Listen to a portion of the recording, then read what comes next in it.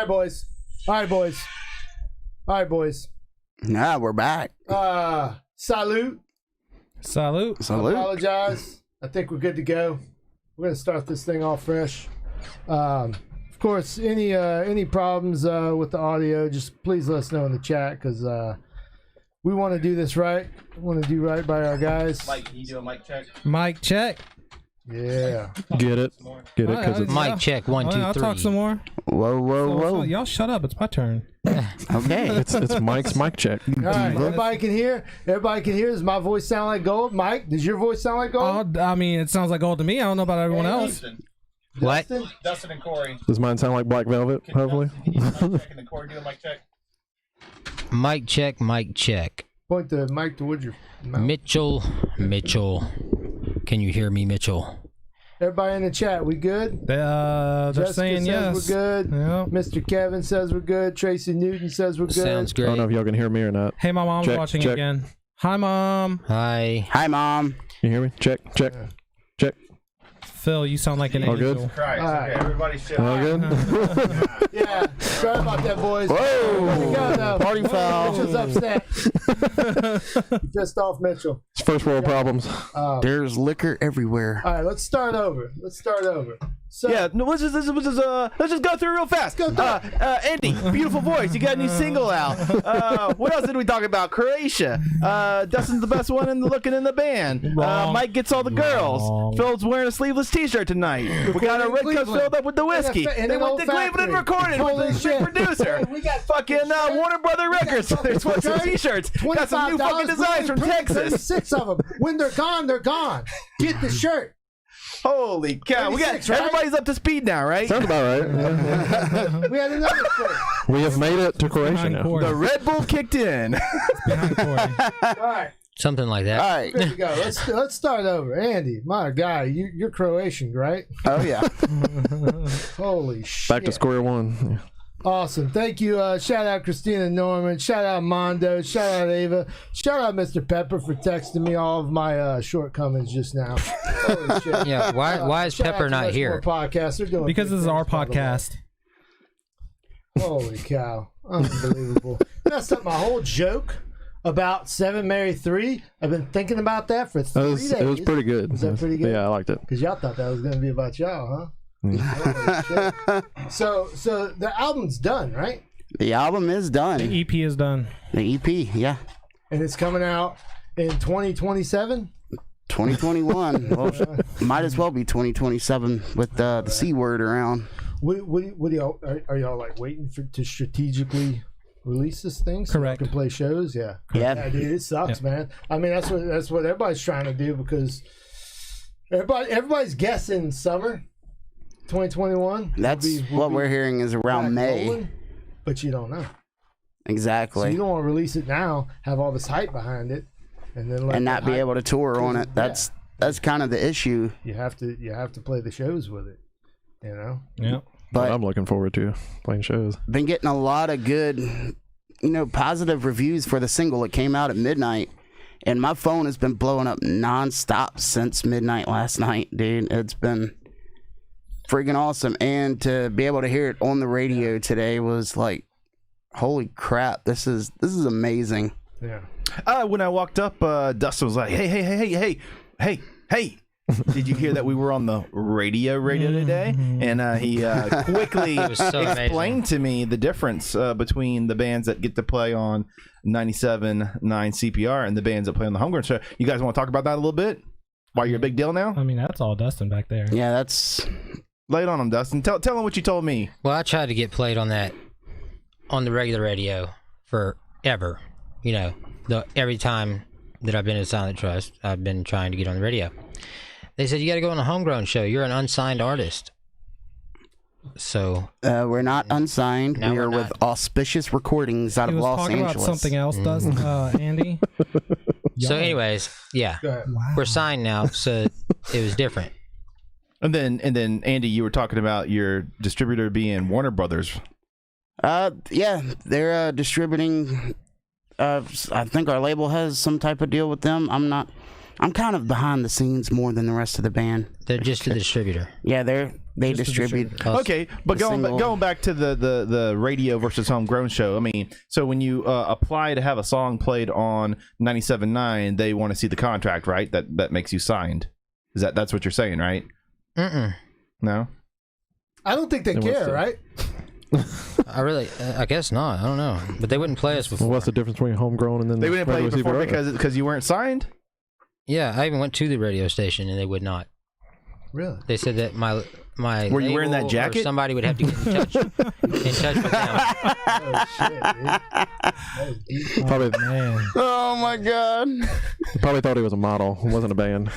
Yeah, most models can't sing, right? They don't take it. They don't take you seriously. He looks like that guy that smokes a cigarette with his middle finger and thumb. I mean, They're like, you just get off work at JCPenney's and you're trying to hand us your demo? What?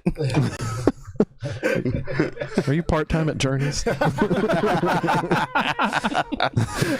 Y'all are doing a whole media kick this week, yeah? You're going on the sound, what? The sound. That's and 2 days from now, right? Sunday? Yeah.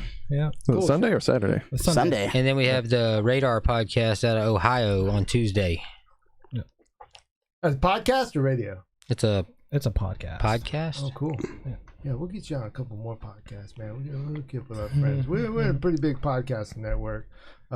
It's a effing big deal at this point. Oh, yeah.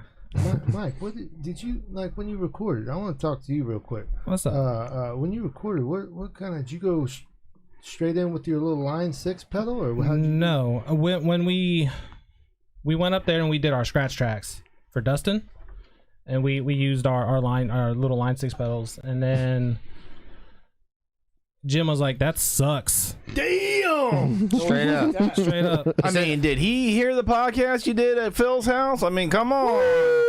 That was line 6 straight in, buddy. We know audio over here. But He said, "I'm sure it sounds good live." yeah, but so he says, we're not "Sure, gonna it sounds good live, but it's not gonna sound good on a recording." So what'd you use? Triple rectifier. And what cab? That's the cab that the studio had in there. I did not see it because it was in a whole nother room. So. I played on a Dr. Z Monza, Oh, nice. which was smooth, man.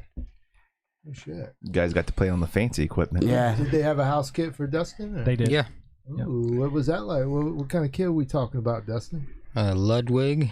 It was like an old series with like the pearl chips laid on the side. Beautiful. And It was. B went straight in, right? Yeah. Yep. Go ahead, Dustin. I'm sorry for cutting. I'm you done. off. Oh, okay.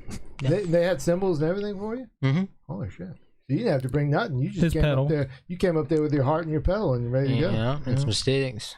Well, if you guys were to play live right now, would you go straight in from the boards like you did at No, Phil's? we play all orange. We got- Yeah, we are on orange. We have all we new are some equipment. citrus folks now. Yeah. Mm. I'll say I What- played which- through a hard key. So, are you playing solid state orange amps or No. tube Nope, orange all amps? tube. All Tell me valve. about it. Tell me. I love. I'm playing through the TH30C. Okay. Man, it smokes. All I'm right. loving it. This is the combo.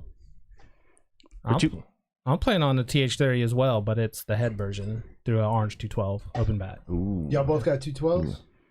Negative. No, I'm playing the combo, but I'm running mine through a yeah, that combo's 412. loud as hell. What are you working with back there? It's a hard key high drive 410. You like?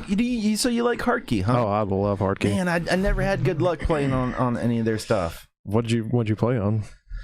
Oh, Because the high drives are really good.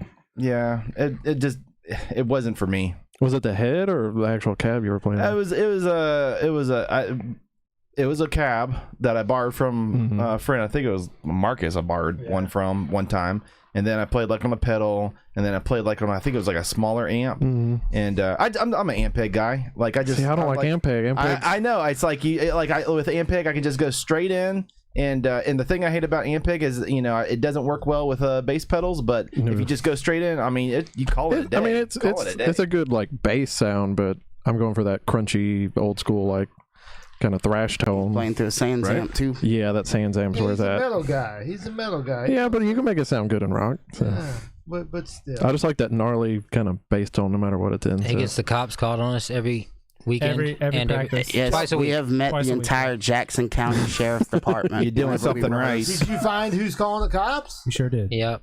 Is it some? Did you bake them some cookies? Yeah. Is it an old lady? Yeah. who we Sure talking is. about? Yep. It's probably what you. We're gonna send her a fruit basket Yeah, give for her some Christmas. cookies. The cops said to Christmas. keep doing our thing. And they started following our band. Yeah, they always come inside the house and watch us play. Well, y'all don't play super late, right? They just walk Yeah. in. Yeah. Pretty much. The now. latest we played is what, like 7 o'clock or something like Yeah, that. we practiced like 7 hours on Saturday and Too long. 2.5 hours Too on long. I Wednesdays. don't do That's why your shins hurt. Tell Yes. your shins the fuck off. In the words of Jim Wirt, tell your Hey, shins to fuck There's only off. 2 things I do for 7 hours. You know what I'm saying? By himself. Yeah, I was by gonna say. himself, yeah. I actually, Or with the dog. No, I go in the closet. Where's the dog? I push the towel. I go in the closet with my iPad and I push the towel up against the bottom of the door. Is there any more ice? Yeah. Yeah. I'm So if for anybody watching that isn't familiar or heard of your band before, how long have you guys been together? Started the band all the way back in 2009. Oh my God, it's over a decade. Yeah, Wow. in a freaking revolving door of lineup changes, but now That's this how has it been goes. like a solid lineup because all these guys have been in the band with me before at least one time. Come and go, come and go. I'm Yeah. working on 6 years. Yeah, I was about to say you've been there a while. Shit. Yeah. So you're the heart, Andy. I've been there since day one. Oh crap! Mike, So does the songwriting dynamic work with you bringing to the table the core structure of the songs, or do you like share it with everybody else? I try to share it with everybody else. So if Mike comes in, he's like, you know what? Let's flip this and add this and change the key. Correct. Everybody's cool. Yeah. We're all open to it. do you like write songs by yourself at home on guitar? And how do you remember them? Do you record them by yourself or what? I just have some weird gift of remembering when I play. But like as far as lyrics go, I have composition books at home that I write in at least 3-4 times a week. Oh shit! Yeah, being manic depressive, it really brings out the best of the music. Those are the best songs. Do you write your best stuff when you're manic, Yeah. Those are the best. and then you write all the slow tempo stuff when you're the opposite? Eh, Does Mike balance it out? I Mike's know- kind of jittery. He's kind of a wild card, you know. I normally do. I come in and I play something. They're like, "Oh, that's too heavy. We can't play that." You slow down the heavy stuff. Nah. Like, are y'all like pretty obsessive over the BPMs of it? Like, how do y'all figure that out? it's just, man, we jam it. It's all about feel. Yeah. It's like how we feel about it. And we can jam, like one of our songs, me and Mike wrote together a long time ago.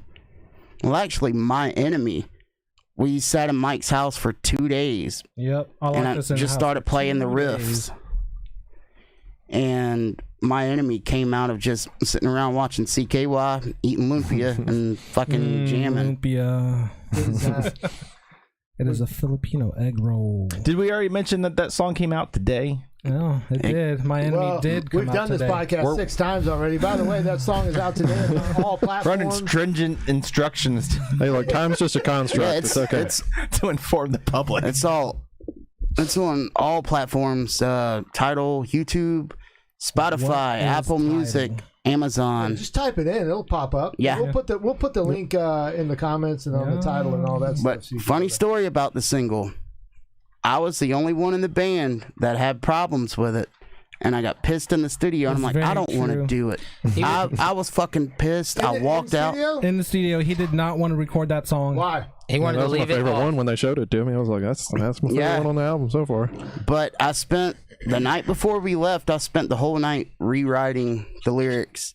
And the next morning, went in there and laid them down. And what you hear on the single is what I laid down the next morning after rewriting it. Oh wow! I was so against it, but everybody else was like, dude, this song is something. Literally Didn't work for you? everyone. Like, Everyone. I wasn't feeling it for some reason. But now, after the fact, yeah, I'm feeling it. Yeah, and you went back to the one king size bed in the Motel 6 with all your boys. And, Actually, we stayed in a 2-story condo. Yeah. did you really? Yeah. Yeah. Our buddy Jason moved us to a Airbnb. This 2-story condo. It's pretty nice. Well, manager. Yeah, our manager. Jason, He's still our this guy buddy. sounds like a top fella. He's pretty cool. Yeah, he sang for the band One Side Zero and a Bloom.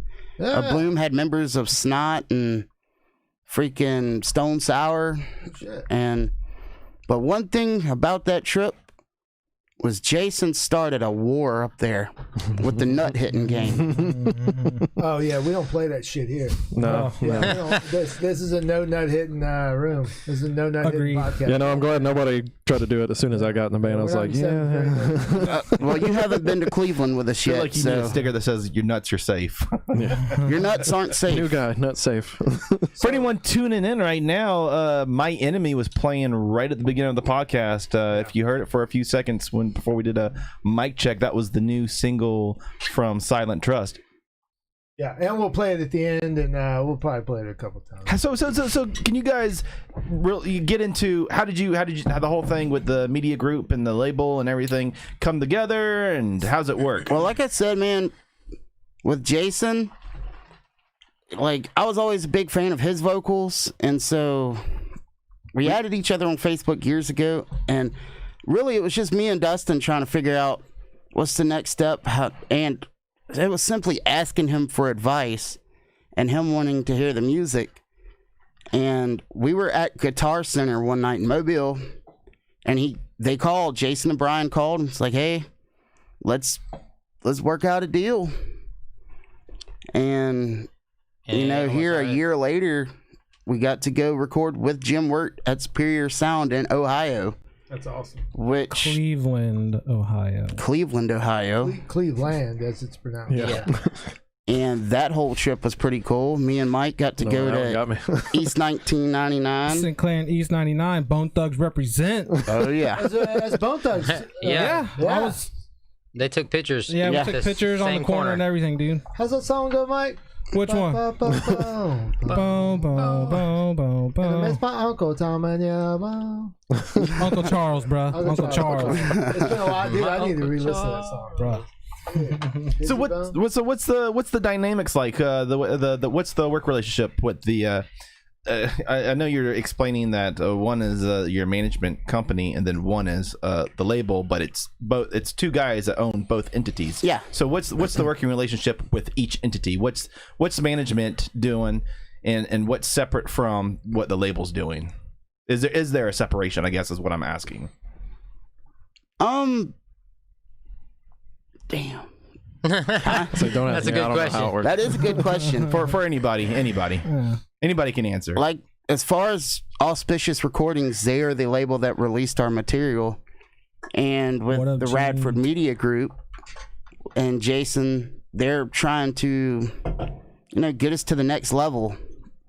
Because they really believe in us, and that's been an awesome experience.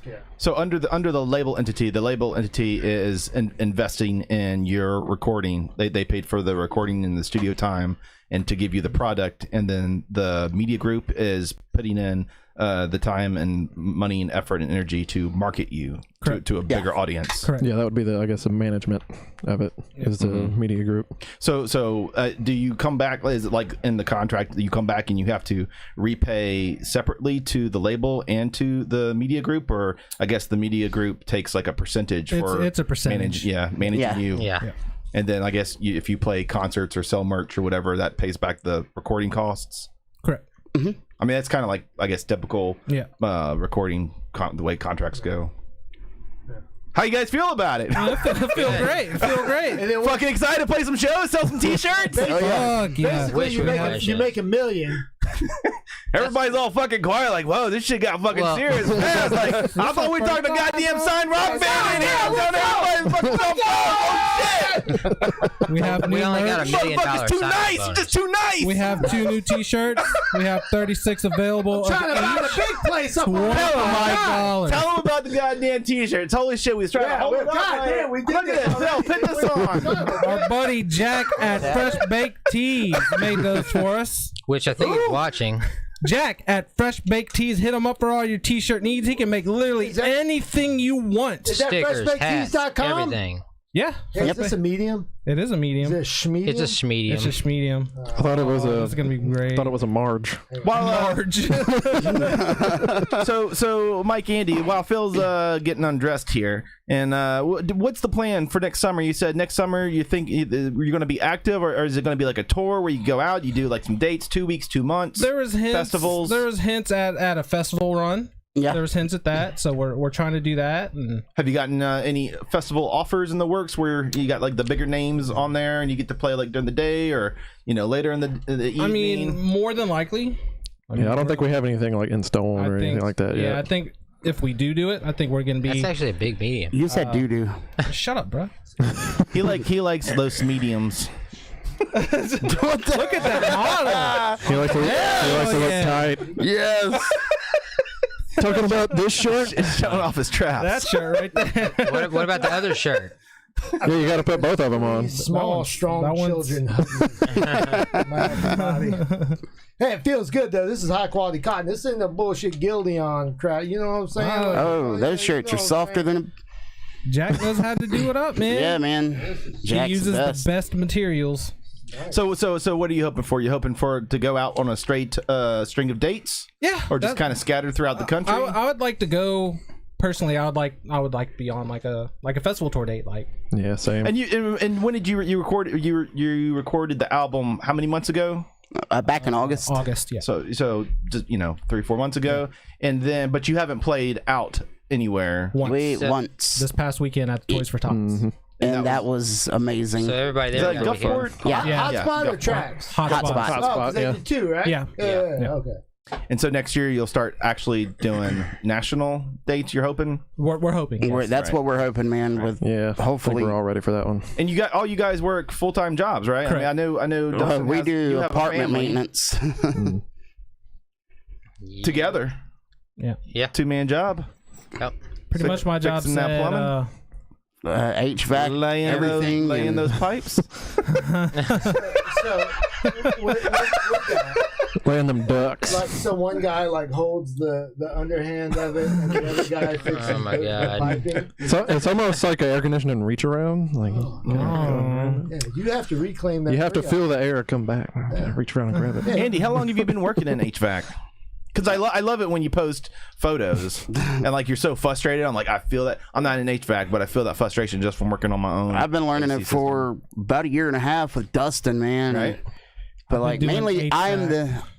I'm the idiot that paints apartments and gets them ready. And like the one I've had this week she was a hoarder. Ooh, And yeah, kind of stinky, like boxes piled to the ceiling. right? They smell like cats and cardboard. Cats and cardboard. Cats and cardboard. It's like a new punk band, probably. Yeah. There's enough fur in that apartment off the walls. I see it. I see it in your eyes. Go ahead and say it. I see Go it. ahead. I got like 18,000 jokes in my head. There was more fur on that wall than a 70s porn. Ooh, Yeah, I'm not going to say any of the jokes. I'm not going to do any of them. you can do it after the stream. Mhm. gonna get hairy quick. Just write them down. Yeah, Have them on standby. it's been pretty hairy. Yeah, you don't know what Wow. these eyes are And my seeing. boss is actually commenting right now. Yes, it's been hell in that place. It's been like purgatory. Your boss is watching? Yes. Can we get Andy a raise? The Please. guy. At What are you least- talking about? He's probably afraid that they're getting ready to get signed and be playing, all over. I don't know, Tracy. Are you Yeah, scared right now? we're putting you on the spot, Tracy. Let's get Andy some more money, or at least a gas card, right? He can sing while Well, I he's live on working. property, so I ride a Debo bike around. Oh, you live- Rest in peace, Debo. Oh, you live in the My Halo punk.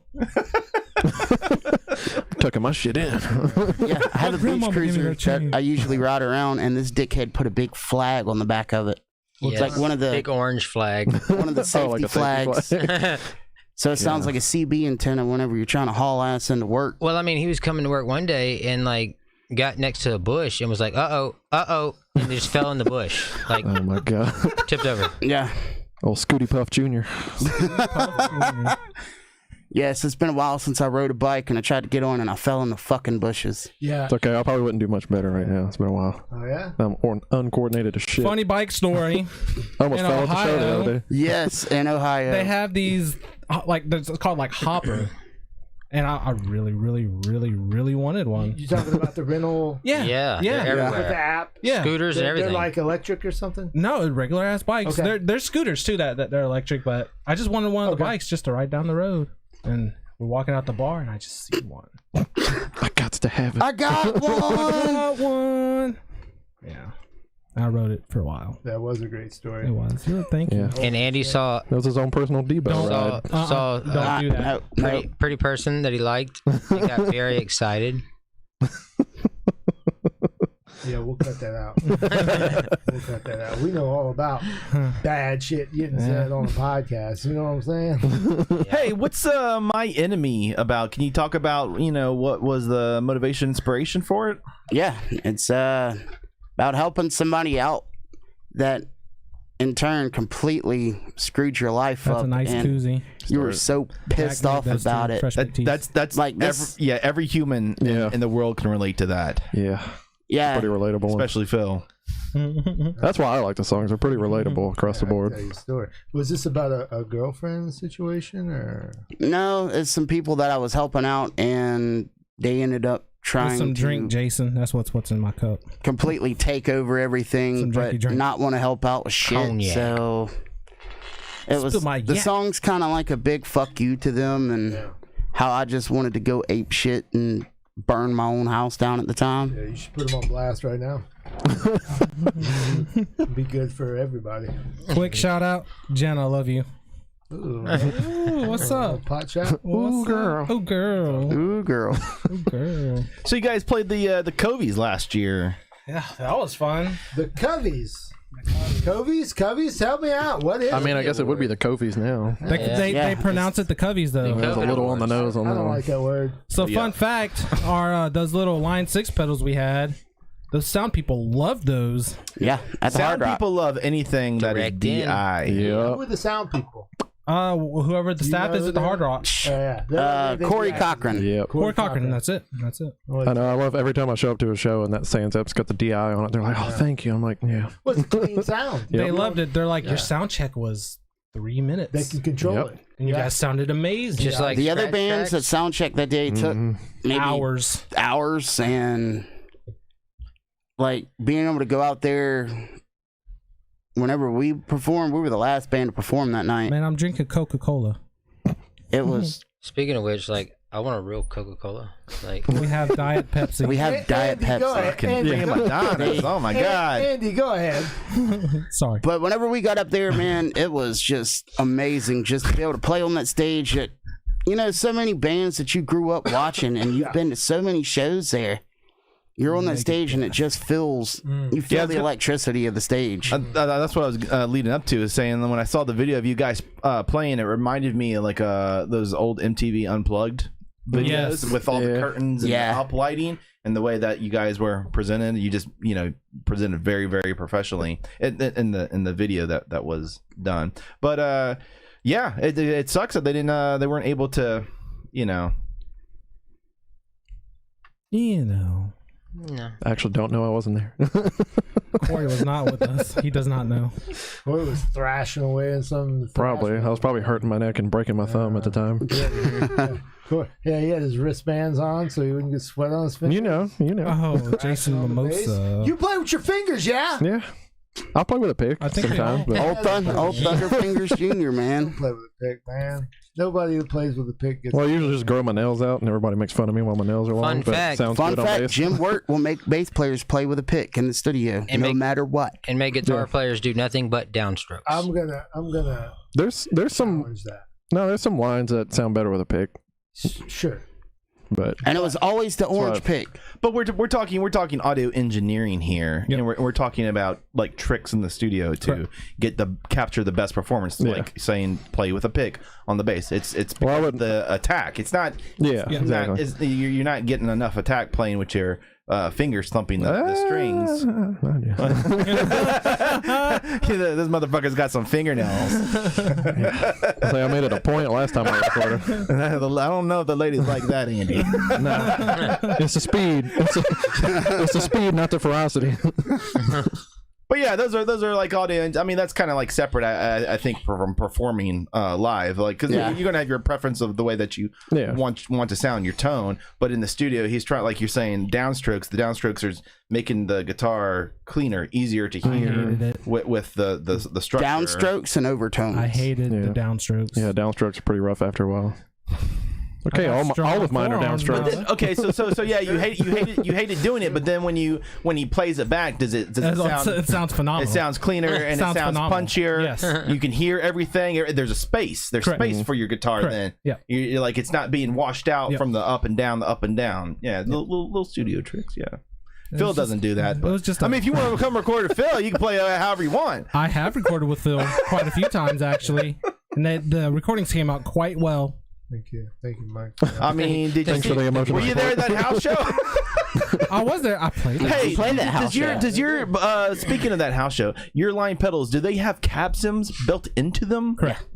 Okay, so I don't own mine no more though. Because I was watching it the other day, and I was like, yeah, I sold mine to forgot buy. how good it sounded. Hey, I sold mine to buy all orange stuff. So can I go back a little bit, rewind just a little bit, because I forgot so pre-production was done by Joey Miller. Joey Miller. Oh, that's at right. Gulf Media Shout Collective. out Joey Miller. He did the whole Good friend of ours. album, sent it to Jim, and then Jim did what he did. Yeah. So when you say pre-production, you're talking about you went and you tracked everything with Joey. Correct. Then he sent it to Jim, So that and he could learn Jim the songs. mixed it. No, or so you that had to re-record. So Joey recorded the demos of the songs, Yes. and then you went and recorded with Jim And- on everything. and made the changes Jim wanted to make. Yeah. You redid everything. You re-recorded everything in his studio with him. Yeah. Correct. Okay. Say, I'm excited to go when they go again. It's I actually go fun record for this time. Gym work is Fun This for fucking guy back there with the avatar is shirt. Every time he talks, I'm like, who the fuck is I want to talking? get That's Corey motherfucking McCullough. That's who that is. Look, I'm the John Paul Jones of the band. I'm just back I here. hate that he's so far back. We need a bigger He's table. just chilling back Look, there. have y'all ever seen a Led Zeppelin live concert? John Paul Jones is just always He back looks there like- so far behind Mike's. You got to look real hard, everybody, at the I'm screen. trying to lean to my right. Weird. so- Corey's so I head's can the get him size up of there. a fucking ant on the screen. Oh my God, he is little. You should scoot up. I'm sorry, guys. It's I'm bigger really- in person, I It's swear. really hard for me to talk. My lungs That's are what she compressed said. from this shirt. It's this shirt. Still got those tiny kids squeezing you? This shirt. It looks good on you, man. Go put the other one on, man. Most shirts. Hey, are good. put the other one on. You want to put Do you the other? Yes, Yeah. you got to show the other one too. Give it to me. Give it to him. It's back there. I don't want to. I can't get it. Give it to him. Give it to me. Take those headphones off, sir. Hey, Andy, are you guys under contract with the label to do multiple albums? This is your first album with them, right? Mm-hmm. And so do you have any more albums you have to produce for them? We're gonna go back sometime next year to do actually a B-sides, another EP with more songs and. Because you were saying to us, I guess earlier tonight, this first album has 7 songs on it, right? Correct. Mm-hmm. And then how many will you think the EP have? Probably. I think we're gonna try to bring in 7 to 8 Yeah. more. So we're going to do like almost a full album amount. Yeah. So together. the EP is going to have 7 songs? The next one is. Yes. So what's the difference warm. between the full album having 7 and the EP having 7? It is warm.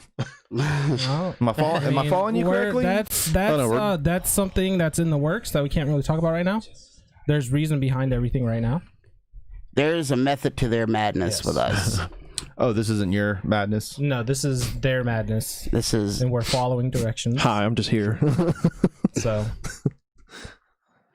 This shirt is also quite snug. that one looks. They only brought those smalls colors, for you, man. those colors look good on you, man. Hey, boys. Next time you bring some effing shirts to the KrohnKast, bring a large and up. I have a whole box in the Look at car, this. bro. Me and Mitchell, we weightlift daily. We take testosterone. We inject it in our fucking necks. Oh wow. I take so many vitamins to stay alive.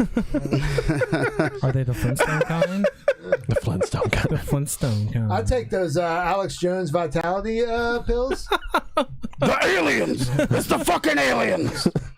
I just had to get it. These people That are demons. motherfucker's nuts. Yes. It's the lizard people. Y'all have come mine nothing didn't booked show right now, comments? right? Negative. Negatory. Tell me about Nothing it. for the rest of the year. Nothing what? No, Well, nothing. Yeah, well, a lot of Nothing the people rest do of the that. year. It's Just kind of hard to book right now. No, it's Yeah. not.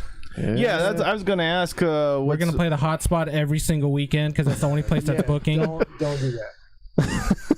There's nothing against hotspot, but don't play the same venue. Yeah. Oh yeah, no, you don't want to burn Louisiana the crowd out. Yeah. Louisiana's shut down tighter than a nun's drawers right now. So Marching on, they're getting going. They Over are. at Southport Hall, Twist of Lime, get up. Twist Yeah. Lime's not bad. We're trying I to love get the back into Twist, Twist man. of Lime. Everyone at Twist of Lime, hit us up. Hit me up. We'll come play. Hit Phil up. Phil, hey, can we play Twist of Lime? Yeah, man. Word. That was easy. You buy me a drink. Can do, sir. Speaking of playing shows, I had another question. If you had like a saturation clause or anything, I know some labels when bands get signed, they don't want you to play out too much and oversaturate your performances. Do you guys have anything like that, or can you just go play every weekend if you want to? I think they really want us to play as of much right as now, possible. they want So us if to you play. so Yeah. realistically, if you wanted to go play at the hotspot every weekend, that would not be an issue. probably For for now. like for a now. small amount of time, probably like get the name out there locally, get it going, get people used to hearing I us. think people. But know isn't us locally. isn't that kind of Everybody knows contradicting in the sense that the name is already local? It's It already is, but established? just making sure that it's always there, like everybody's hearing a show. But if you're playing every weekend and people are coming to see the same set over and over again, you don't think that would burn people out? That would Would after a people while. out. Yeah. So it'd probably work for like what, 1 month, 2 months? Two I don't know, shares. probably a couple months. I mean, how most many probably. people can you fit into the hot spot? I think 60. Yeah. How many people can you get on that pool? The answer that is pool not table? enough. The answer 43. is not enough. But look, 40 people over there. It looks like a packed show. You're It's right. a good You're ass right. time. Look, me and Mike were there. Oh, I don't know what drink you were. What drink were you on? The Angry Balls, bro. Angry Balls. The whatever Angry that- Balls. What's your name for The balls? Fireball and a Angry Orchard. Angry Orchard. What a terrible decision for Yeah, that's First of awful. all, yeah, let's talk about yeah. But I really hate cinnamon, so look, yeah. I was there for what 4 or 5 hours. I had a good ass time. Yeah, it was fun. It was fun. I mean, a couple of sweaty girls approached me. This girl- As they do at a Were bar. you wearing that shirt? Holy shit! So this shirt is the same size as the other one, It but is. it's actually tighter. It's actually Hang on, tight. let's see. Let's see. Look how tight this is. Like there's no room there. There's no room. That's the schmedium. The other one was the Marge. Yeah, some Marge. Yeah, this is rough. That's shit. the schmedium. Looks like Under Armour now. This is But it rough. looks good. It looks good though. You saying it because it's on me or the shirt? Bro, have you seen you? Look, his mom's watching. He's got to say that. I got a full size mirror, bro. I See, bro. I put it. Mike's mom's blowing up his phone like, bit more fell on. I want some Phil again. Why is literally everyone hits on my mom? You're the one posting pictures, kissing her. She Yeah, looks so yeah. sweet. Like, Yeah, it's sorry. like everybody wants her to be your mom. Sorry, don't Their mom. Say your Their mom. Mom, Your everyone wants you. Don't tell Chris. You're Filipino, right? I am 100%. They was Half. talking about Olympia What's the other earlier. half? white boy. White. With an eye. With an I'm eye. sorry to hear that. That's too bad. I was We had a- I was one of those Air Force kids. Yeah, that Caucasian. We had a Filipino in here last week with Steve-O. Yeah, Steve-O's 100%, Steve-O. right? No, Steve-O is half as well. What's his other half? White? White. Yeah, that white dilutes the double. Oh my god. Just ruins the whole thing, right? What are you talking about? You gotta watch that white stuff. For a while there, me, It's all funny Steve-O, games till you try to get a job. and Chase were the trifecta of the Filipinos in the hype You days. should start a club and get like a community center. We Like, what, you tried. mean like a band? Like they should do a band together? No, I can That'd be see cool. that. That'd be cool. Mike on guitar, Steve-O on Don't they drums, have Croatian Chase meetings? Chase and Chase shit? on. Yeah, me and fucking Andy Yeah, gonna start a Croatian Croatian band. Goddamn right. Mondo could come too. Mondo's Oh, we call Filipino them the too. Itches. Y'all didn't know that. Yeah. What would it be like instead of Japan Andy X? singing. Instead of Japan X, it's Filipino T. Croatia's over there by Italy, right? It's across the pond from Italy. Is it by Armenia? Or is it way down? We're not gonna get into the geography. I'm just saying. I don't want y'all to hit your wives in front of me. That's all I'm asking. Andy, you want to hear a funny story? What's that? So I at my old job, when I was getting into research and family history and stuff, and people would ask me like, "Well, so you Croatian, you Yugoslavian, whatever, blah blah blah blah," and I'd be like, "Yeah, I'm going to Croatian. I'm gonna go meet some long lost relatives." And they'd be like, "Oh, Bosnia." Yeah, Bosnia. Right? Oh, the Serbs, right? I'm like, no, not the fucking Serbs. I'm going to Croatia. They're like, oh, okay. So say hi to the Serbs. And I'm like, fucking Christ, it's not the fucking Serbs. Anyways, so like, fast forward 3 years, I'm doing all the ancestry research, and lo and behold, goddamn, I find a fucking document, but it says that there's a very high probability that my ancestors did actually relocate from Bosnian villages. Which would have been, Serbia, long ago. But, anyways. Fucking the Armenians he's gambling with or blowing up his phone. There's a Serb. What'd your ancestors do? They built boats and were pirates, apparently. Boats. Nice. Yeah. Boat pirates. So the island that they're from, they would all have been fishermen, and there would have been fishing industry. I can see that. I'm looking at his face right now, and all I can see is like some angry boater screaming at somebody that... My mom just said she's watching y'all. Calm down. Okay. Yo, Mom, where's Olympia at? Do not make her drive over here, please. Mike showed up empty-handed. Mike, you got like 15 siblings, right? No. I have 2. Brother and a sister, right? Brother and brother. Brother and brother, yeah. 3 boys. Well, shout out to your mom for raising 3 just unruly boys. My mom only raised 2 of us. Oh, yeah? My other brother is from my father's first marriage. Oh, okay. Yeah. We don't have to get into it. I'm just saying. Anyway, back to Croatia. Yeah, let's get back to the band. Andy, they got the sound. The sound is doing shows from the Crest now. I would love to see you guys play. Man, I'd the live love- stream. Because, we were talking, like you're saying there, I was asking you about oversaturation and playing the hotspot every weekend. And this is like one of the few vehicles for bands to not only play live, but to play to a cyber audience. Correct. Yeah.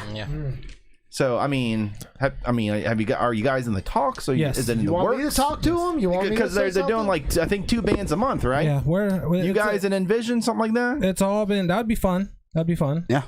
Yeah. Shout out to those boys. Or transient, Transient would be dope too. Oh, yeah. Ooh. I think that deal just got sealed. Nickelback. Look, That'd be a hell of a show. I got Transient and Silent Trust. Hell yeah. That would be awesome. You know what y'all should do? Those are my boys. Can I You know tell you what what you I should thought of like 2 weeks ago? What's that? In between bands of a live stream, like say if they were doing a show at Crest or something, a one-off in between bands. I don't know how y'all feel about it. This. Is just an idea. It's just an idea. Y'all play acoustic in between sets of every band, like a legit mic'd acoustic. That's doing too much. There's only 2 bands. There's only 2 bands. Yeah. What It's just an idea, guys. Everything starts with an idea. Look, we need to go back to my idea. Okay. Silent Trust and Transient I'm down. Make it happen. with Yes. Where you Phil- at, Jody Linnell? Phil do it. hosting and Kevin Harris hosting. As long as he's wearing that shirt. Yes. And then Jared That Seymour, exact shirt. Jared Seymour's off to the side throwing oranges at Phil. I'm 100% down. See, we could do that every weekend. That'd be entertaining. That definitely would be entertaining.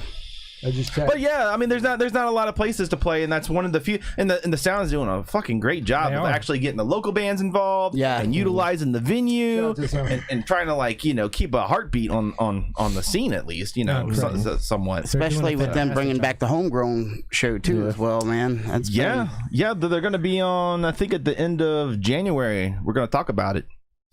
Yeah, we got them coming on here. What? Oh, Yeah, yes. Super Bowl, bro. Yeah. Super Bowl.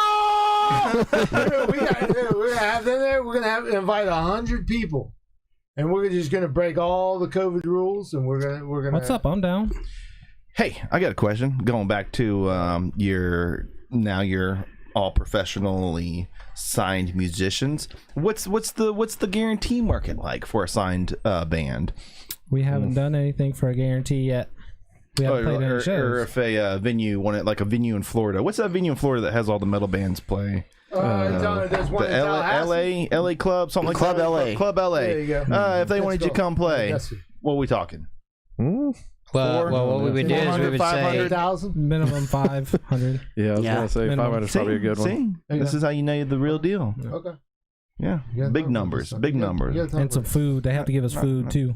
Yeah. What kind of food? Yeah, Like some salad? be nice to have a I green mean, one. M&Ms? whatever. green Skittles. Whatever. Only Because you can Only you can- red M&Ms. You can have a rider now.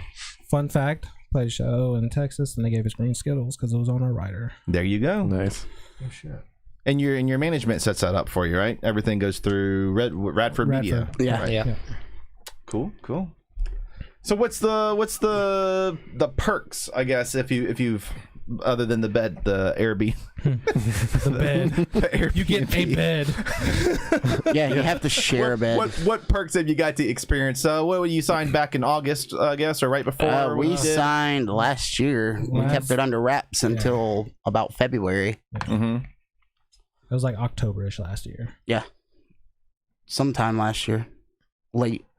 Yeah. Fucking dates. So on what's point. been the things that the small things that you've kind of like felt that you benefited from than from before when you didn't have management or an entity investing in you, Beer. but now you do.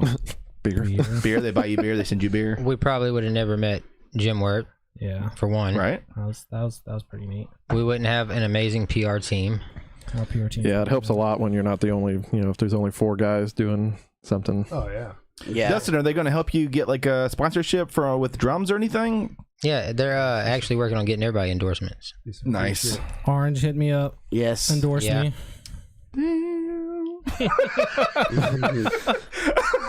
I wish I had damn Orange endorsing me. I know. I mean, Mike's got electro harmonics following you. Yeah, What? they just follow me, but yeah. Fuck out What pedals are you playing? The only one I'm using is the Ocean's 11 right now. That's it? They're following you because of that? Correct. Correct. What are we doing wrong? I'm about to call the fucking police. I have like fucking 200 electro harmonics pedals. I mean, like, well, I don't have Instagram, so Yeah. Yeah. Instagram helped a lot. Hashtag. that probably, Hashtag the that shit probably out of helped. That's- You know, if I was that's- actually advertising it. Yeah, it's that modern marketing.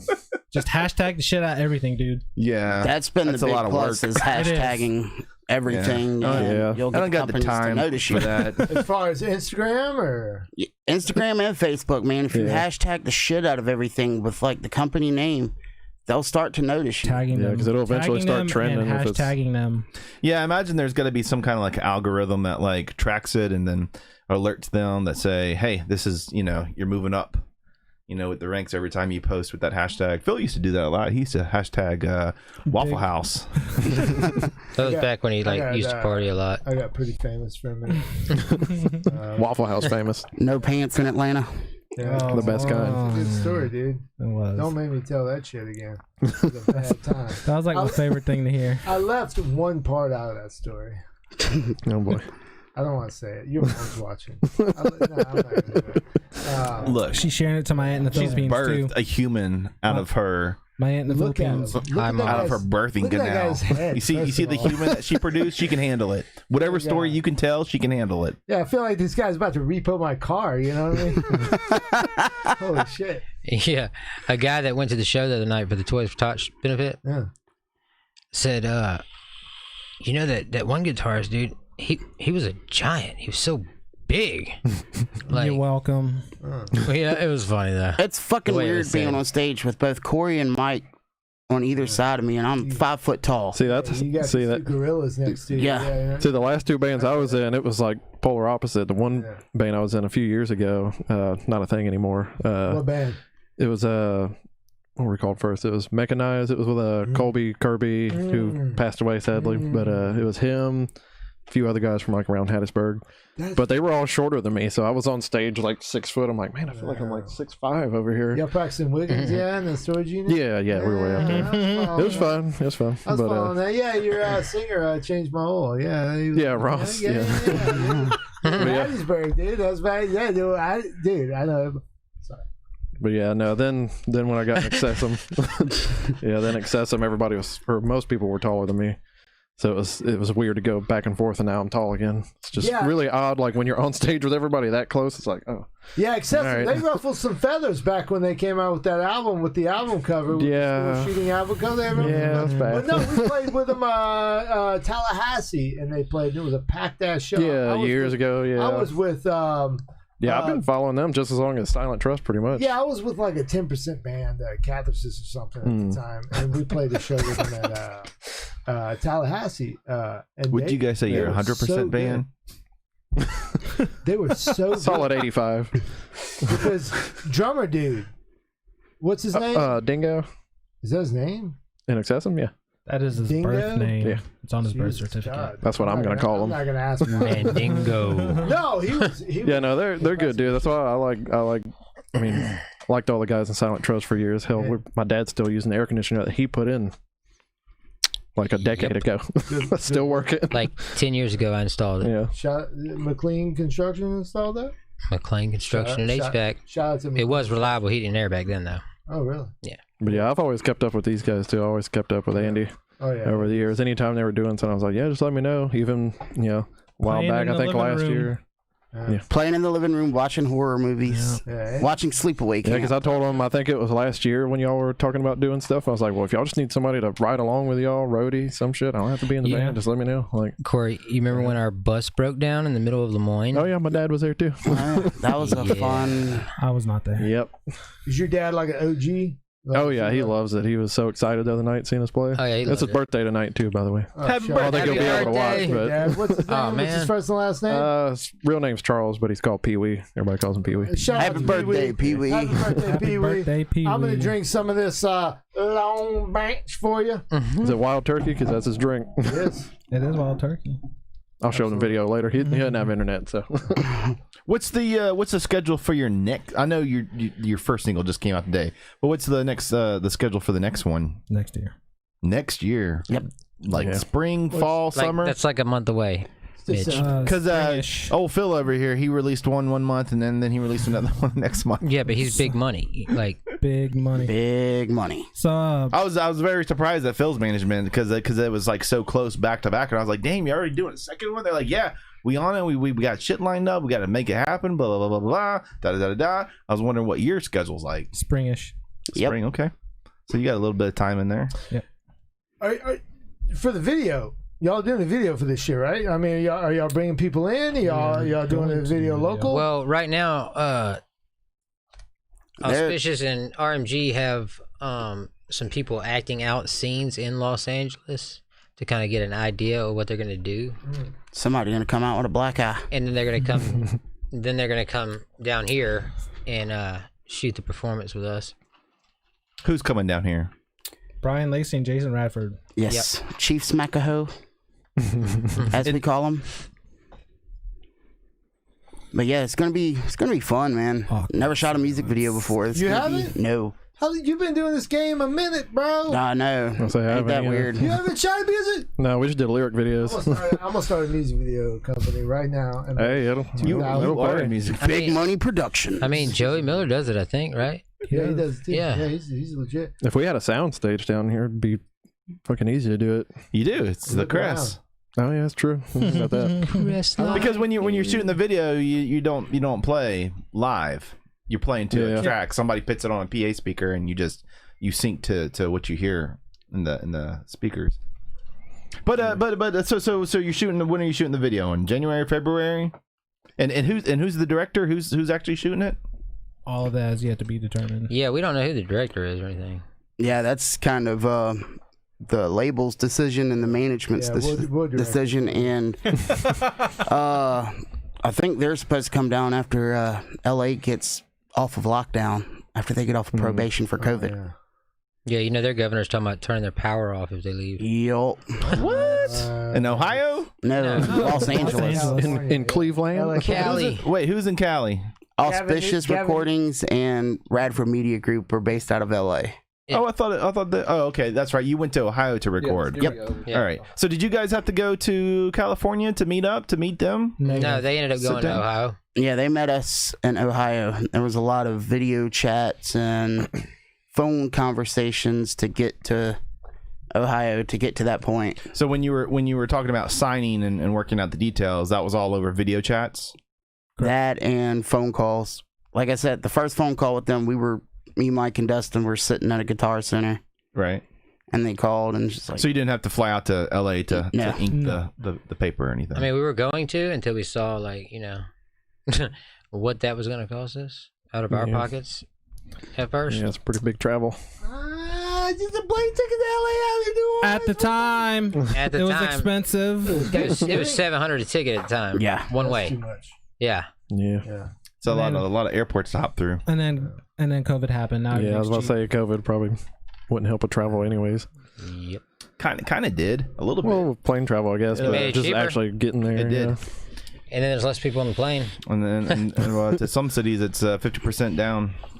And the weird thing about being in the studio during all this COVID stuff was we had to mask up nonstop in the studio. Really? Oh my God. Yeah. yes. Yeah, I'm glad you said that. To make I was it happen. gonna ask about that because all the pictures and videos I saw, y'all had masks on. I was the only one that did not have to wear a mask, and that's whenever I was recording Yeah, you have vocals. to. Not true. Dustin didn't have to wear a mask. I tracked the first song wearing a mask, and I told Jim this could not happen. This Yeah. mask is soaked. You're This in a fucking drum whiskey booth? has You're a- in a drum booth. It's a cork. I mean, I assume you're in a I'm drum in a booth. drum room. And Like you had to wear a mask? you Yes, could fit he my did. house in it. That's what the That was people just wanted. that was just the studio's policy. Yeah. But then he told me I could take it off whenever he saw that it was soaking wet after the first song. Yeah, dude, that's too much cardio. Oh, I couldn't breathe. Wow. That was me trying to breathe. That was him in studio. You had a flashback. And Yeah, also, about to pass out. he almost died earlier this year. Oh yeah. COVID?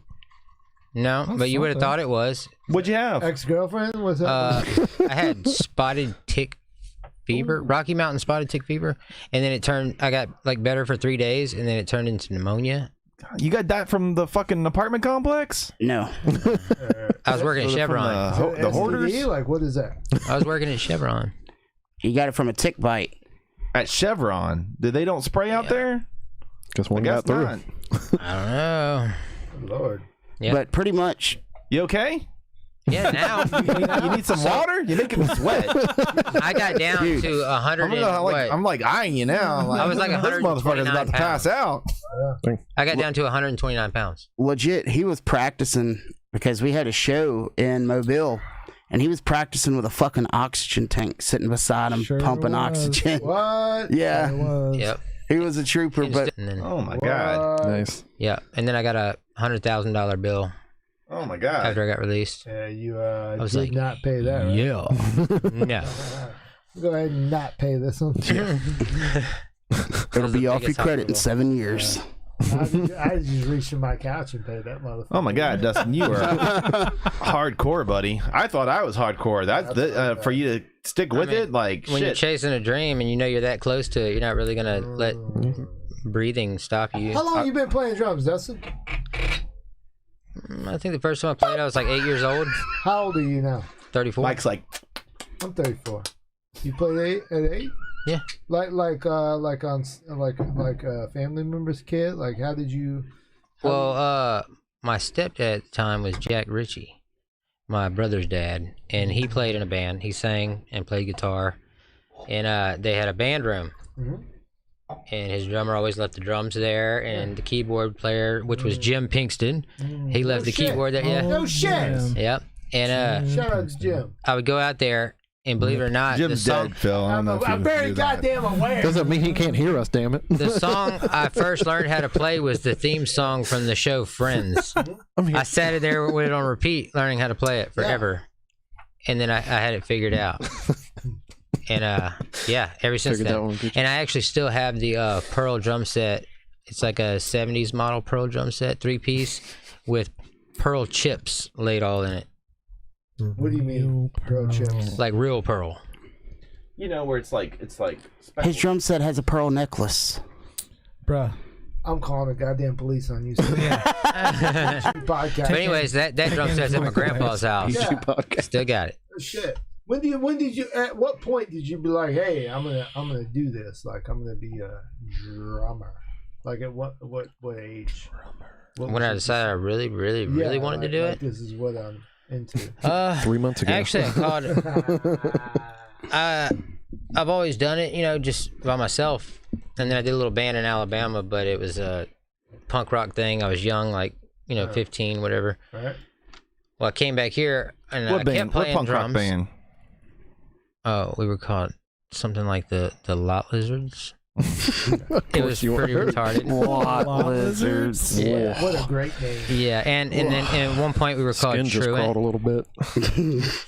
Yeah, we're retarded. But Just got a whiff of Waffle House after hearing that. I just kept playing. And then I decided, because I had been friends with Tyler Voss for Yeah. Shout out to Tyler Voss. forever. We went to Tyler school Voss, together in TiVo. Springs. He's a solid dude. And I called him one day and I was like, look, man, I want to be in a band.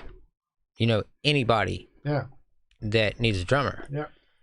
And at first he was like, no, I don't know anybody right now, but I'll let you know if I find somebody. Right. And the next day he called and he said, so I'm going to send you something, listen to it, and tell me what you think. And he sent me However You Need It by Silent Trust. And I listened and I was like, holy crap, that dude's got a voice. Yeah. Yeah. I called Tyler and I was like, that band's really good. I like them. Yeah. He said, well, they're looking for a drummer. And here's Tugboat's number. And he gave me the number and I called, talked to him. It was 2012? A long time ago. That was when I was probably still in Savage Fate. I think. Yeah. You were. Yeah, but you didn't We're all in join the jam until way room. later. No, I joined in 2012. Really? Yes. Yeah, His because first go And round. then I left to work out of state. And you left. Matt Yeah. Wilkerson, or who came in after me? Matt. Man, I don't even remember. I know Yeah, Chase it was- Hopkins for a while. But Weird then dude with that weird drum kit. Yeah, because I was working all over the place, and I was in El Paso, Texas, Yeah. but then I came back, and they had a pretty solid setup, so I didn't really interfere with it. Yeah. And then finally, I got fed up with it, Yeah. and messaged Andy and was like, "So, you ready for me to play drums again, or what?" Shout out. Done that before. He was like, "Yeah, man, yeah." So We call that pulling a Keith Moon when you tell the band that you're better than their drummer and you just join. How do you think Phil gets his gigs? that's fine. You ever I'm seen going Phil to stay walk out of into a this because bar? I've replaced too many people. Phil I'm gonna walks stay into out a of this bar one. and there's a band playing. They're like, Phil Kron, Big Buddy, get up here, come play. And he comes and he sits in for 2 or 3 songs. The crowd goes crazy. I know. And I like how he I know. pulls that whole no, I'm not that good, man. I'm not that good. Then he sits down. It's like, and you're like, what the fuck is happening? Who are you even talking about know. right now? Who's this Phil Cron? Who play like that? Well, there's a dude that looks just like him that plays drums for It's Transient. really hard to hear what you're saying because his shirt is so.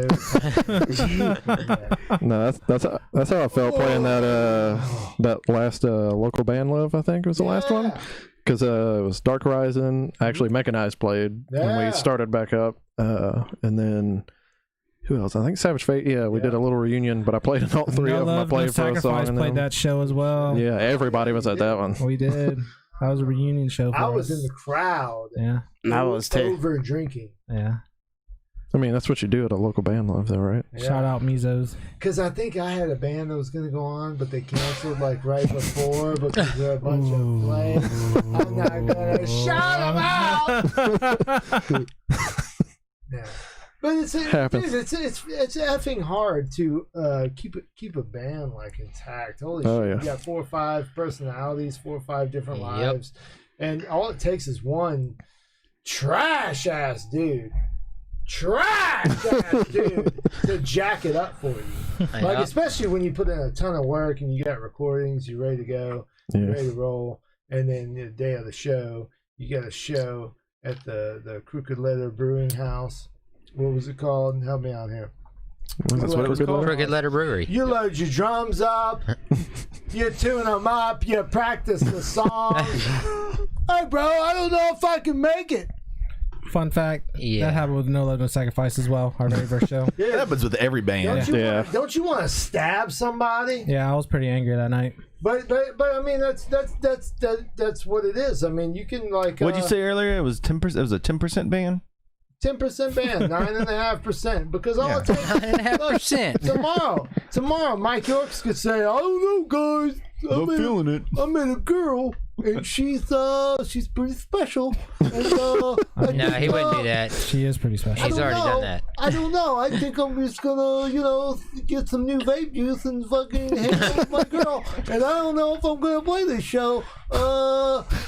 You know what I mean? You know what I'm saying? I'm using you as an example. You would never do that because you're a real dude. You're OG. My girl comes to the show. I don't think he can do that now because now that they're signed, I mean, he's contractually obligated to play the shows. Or bring a doctor's note. Anybody. You know, Bring a doctor's note. you got to have a doctor's note. You know what I'm saying? Straight up. It's really To miss hard to keep anything. things like on a level playing field. Is with 4 or 5 different personalities in a band. I mean, it's Well, it's hard enough, like if you work in a regular workplace and those people are getting paid to work and really don't want to work or just kind of don't want to deal with each other. So then when you have 5 people that aren't getting paid every time they show up, it's kind of hard. Do you work at Kohl's or something? Like, what do you do for that? Just door dashing right now, just delivery stuff. Yeah, it's kind of up and down. Savior. He is the savior. I'm essential, damn it. He is essential. When I don't want to go nowhere, he brings me my Can you food. imagine that guy knocking on your door? So hey, Should I open it? Show up with a goat horse shirt on, be like, "What's up?" hey, Andy. How many bands are on the label? We are the only band right now. Oh, I think. Boy says, "Gotta go pee." gotta go pee. So you're the only. So you're the first Too many band that they've Dr. signed. Peppers. Yeah. Cool. That's exciting. So you get to test the waters for them and provide the metrics. Oh yeah. That's really cool. Yeah, I think it'll be a pretty fun ride. It's gonna be one hell of a ride for sure. Have you guys done a band? I know the photo. What I'm getting at is a press kit, but the photo that I had to Photoshop for the podcast tonight, I had to move. had to move Mike and Corey in closer because the frame was so wide when they whoever took the photograph. Southern Belle imagery. Mike's way over here, and Andy, you're right here next to the Dustin's right here, and you're right next to Dustin, and then Corey's down here in the corner, all I was very As I angry do. that day. I'm just- What's that, I Mike? was very angry that day Were you? Why? because Your hair was everything- flowing, the beard was flowing. yes, it was, but it took us a long time to start, and I was angry, and I wanted to go to a show. Damn it! Yeah. Why did it take a long time? He thought we were going to be late. And I thought we were gonna be late to go see my boy Dakota. And we were not. Shredded up. that dude. What's that? He's in. Is it Awoken? Awoken Infinium? Shout out to those dudes, man. So Yeah, why that dude's you just started late taking the photos or what? I was trying to find a damn place to take them. Yeah. Where did you end up finding? Where did you end up taking? I saw some steps in the background. I saw a rail. One was the juke joint. One of them was the Mary performing C. arts O'Keefe. or whatever. Yeah, Mary C. O'Keefe. Yeah. That's And what I then the other recognized. one was right down on the beach in Ocean Springs. Right near the beach, Boy! boy. Well, I thought they came out pretty good. Are you happy with them? Yes. Yeah. We are very happy with him. It was nice. We got the sunset in the back and everything. We look glorious. So do you have a press kit yet? And if you do, what does it look like? Well, that would be. Kind of still getting it all together, I think, are we? Yeah. Because are all the songs mixed and mastered? Or the albums, Yes, the yes. albums and done, right? Yeah. So your press kit probably has what, 2 or 3 songs in it? Maybe. Some band photos. Maybe not. Not sure. I mean, the PR team has put together a press kit that they are presenting to people, but we haven't actually gotten ours. We're doing an EPK or whatever. Yes, that's what To- the press kit is. Well, yeah, but I'm saying Yeah, what that's they're like sending party out. foul. Good job, Bill. Yeah, Anyways. that's not. That's what I We're gonna meant. do the actual video. Yeah. Yeah, where you can just go to a site, Take and the then, good and old then shot. download the package, or Yeah. see everything within the site. I know, when we were playing in Love Stories In, we had to do something similar where we had to do the band photos, and then you go to a specific part of the site to download the EPK. Yeah. Yeah, and they're negotiating the EPK now with whichever producer they're using. So I think we're still getting the website set up and everything, huh? Yeah. Okay. Yeah, we got to get all that going. Fun stuff. Shout out to Jessica Jackson. You happy now? Jessica Jackson Jessica wants to know, when is the music video gonna be out? That would be For My Enemy. We need a Jason Redford comment in the comment Yeah, section, Jason, please. where you at? Boy. You better answer. Jason's probably sitting in And my the phone dark just died. corner of Yay. his house. He's on California time, so he's like a couple hours behind in us. California? Yeah, He hasn't started drinking yet. 3 hours difference. Oh, he's locked down, so he's at home. We're on He ain't Mississippi doing nothing. time. We started drinking about 4 o'clock in the afternoon. What part of California is old Jason in? L.A. LA. Ooh, that's rough. That's a rough spot to be right now. Mhm. So I want to ask, like, are you going to get to go to LA and actually play, like, at the Viper Room, That play is the with like? plan. The Viper Room is Room's closed. Yeah, so it's gonna be like the Whiskey Go-Go thing. Yeah. That's the plan. Viper Room's closed. Just as good. Yeah, they closed the. Yeah, I think One Side Zero actually played the last show at the Viper Room. A couple of years ago. Yeah.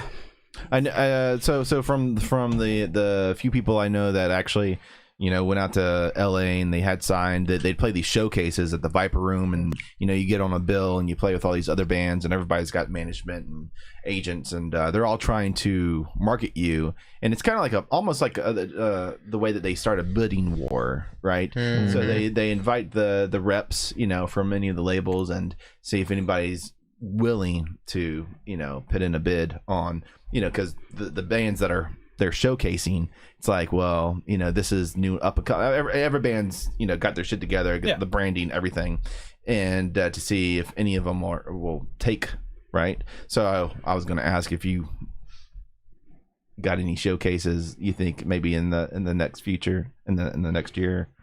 Oh yeah, most likely. In the near future. That's most likely that's going to happen. Because you start playing those, and they'll start picking up. You're playing to the reps. You know, like you're saying, yeah, Warner Brothers. You know, I think you're saying something along the lines of Warner Brothers being your digital distributor, but you get a rep that, you know, you contact. I'm sure your media guys are already doing this. They hey, you're already distributing. Send a rep down, watch the showcase, and then, you know, you get sold off next year to the next year to the next year. Phil. Phil, why are you looking so serious right now? No, I'm commenting. Can we Go ahead. Mike wants to tell you that when you look down and just look down at your phone, everybody wants to know what you're looking at. Is there a way to bring Jason in on this? Can he join this live stream? Look, look. I mean, I can call him on speaker, dude. When you came down the road named after me. Right? Yeah, that was pretty impressive. You did do that. That's impressive, right? Wrong road. Like, Come on. oh, dude. Oh. Do it! Fuck yeah! See, Tracy, if you're still Pour that watching, shit. this is what happens when he's Oh doing my god, I felt like I was drinking I can't alone bring all him on, but night. he Thank can you, comment Andy. and we can respond. Okay, he said the EPK is being put together right now as we speak. Okay. So that answers your question. Told you. You know what the cool thing is, like you're saying, like you're the guy that owns the guy that runs your marketing and the label. Yeah. He was in a previous band. Correct. And like Phil's in a similar situation with his guitars, who's played in all these other really big bands. So like when he like puts together, you know, like Phil's band's kind of like a team. I'm sitting here talking right next to Phil, like, you know, for him. I'm sorry, Phil. But You heard it here. the fucking comparison is like he's working with Jody, and Jody's played in all these other bands and out of the country and done the tours. So when he puts the team together, like he's like, here's the formula, here's the steps, and you know, it's pretty exciting to watch Phil do this, kind of go through the same ropes that where you guys are kind of starting right now with your media group. Yeah, it's kind of neat because you know, this is like my first hoorah going through the whole scheduled out like press releases, videos, things, and it's kind of nice because y'all single dropped today. Yeah. Right. My Enemy. Yeah. Miami. We'll put the link in the thing, and our single drops tomorrow. Tomorrow. Yeah. Yep. And that was just a goddamn coincidence. Yeah. Yeah. Like we didn't plan that shit at all. And it's kind of neat to get y'all's perspective on this stuff because it's pretty interesting.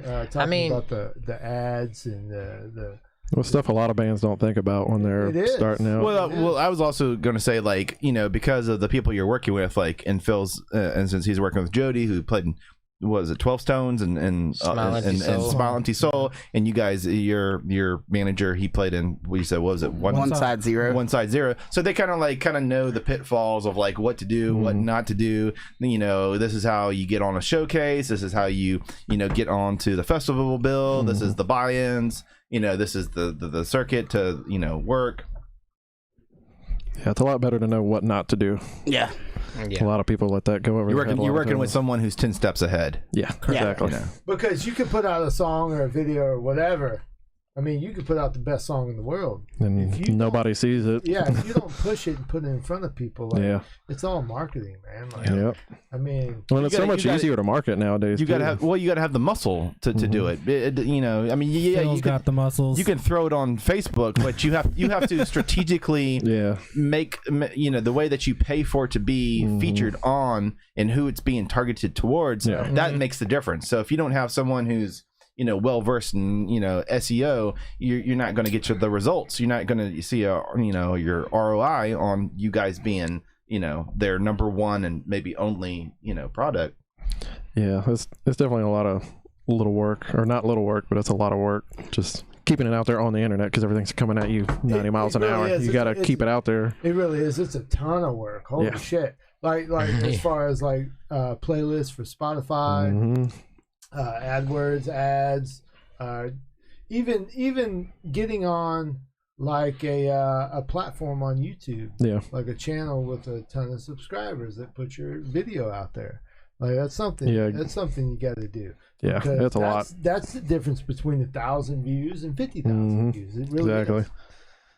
Yeah, that's why I like when some bands don't, even at like a small level, start sharing stuff and kind of doing little stuff like we're starting to do now and everything, and trying to keep it going just as much as the media company's helping us. How often do you have guys to do all that work? How often do you guys practice right now? Twice a week. Twice a week. Twice a week for how long? Wednesdays it's 2 hours. Oh shit. Saturdays it's 6 to 7 hours. How much of that is dicking off?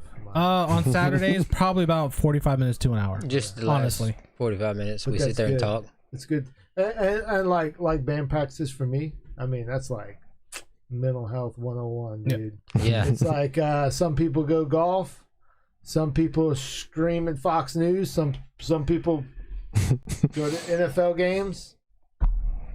I jam with my friends, you know what I mean? Drink cheap beer. Yeah, we definitely spend a lot more time jamming on Saturdays. We'll kind of sit there and fuck around with stuff. And get the cops called on you about every Saturday. You practice at your place? Nope, Dustin's place. You live in a neighborhood in Ocean Springs. Yeah, down in St. Andrews, the Pinehurst. Yeah. I quit a job down there because of the gnats. Yeah, I was just about to say. They're so bad, dude. The gnats was helping all that construction crew, and the gnats were killing me. Every time you opened your mouth, they'd go in your mouth. In your mouth. They're bad. Gary Cooper. Not a neighborhood, it's a I don't go outside often out there. Yeah, shout out to Gary Cooper. Shout out to Gaucher. You guys have a very sweet rehearsal schedule. I can tell you that. I had a friend from Texas, and he was a drummer. My friend Daniel, and one of his favorite bands ever was this band out in Virginia that was signed to this punk label. And one day they needed their drummer quit, and they needed a drummer, and they were looking for auditions. And he was like, "Hey, you know me. I'd love to audition. I know all your songs." And they're like, "Cool, come out to Virginia and let's set it up." And so he flew out there, auditioned. There was maybe like a dozen other drummers. Flew back to Texas, got the call. "We want you. Move here, and we will begin rehearsals." And there wasn't a gig for like 6 months. But they're like, the deal is you move here, and we rehearse 8 hours a day. We'll pay for your food, for your for where someplace to live, and I'm sure I think they set him up like in a warehouse, or something like that. But he rehearsed with them. That was his job. It was his job with them, and because they were living off of their music. Yeah, I can't wait till that happens for us, because I work full time all day, and then do side jobs to make extra money. Yeah, it'd be nice to actually make a career out of it, like. Yeah, I wish it's I a could play full-time every day, thing. though. People think you're just in a band. It's like, oh, you just play every weekend, right? It's like, no, you're on tour, playing shows all the time. I was gonna say it ended up being a lot of pressure for him. Yeah, and I think he did it for maybe about 3 months because it was the same. It was like a 20 song set, right? So that they could go play festivals.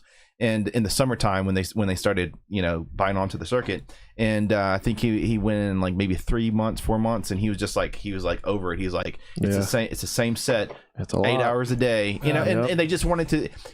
You got to really enjoy doing it. Yeah, you got to get to the point where you can do it in your sleep, where you don't have to think about it, because when you go when people and someone in the audience who isn't a musician and they go to a festival and they watch musicians up on stage, they don't realize the amount of time and hours that you have to put in to effortlessly play and you can tell the songs. bands that do too. You can tell when they're just flawless. You're like, they practice and play probably every day. Right, they're just used to it. It's muscle memory at that point. And they were trying to get him to that, and I think like after 3 months he just did not enjoy the dudes as much as he enjoyed the music, and it kind of like creates a separation between the personality behind the music and the music itself of what you attach to. Yeah, you really got to enjoy it, even if you don't necessarily get along with everybody in the band. You at least got to enjoy the music.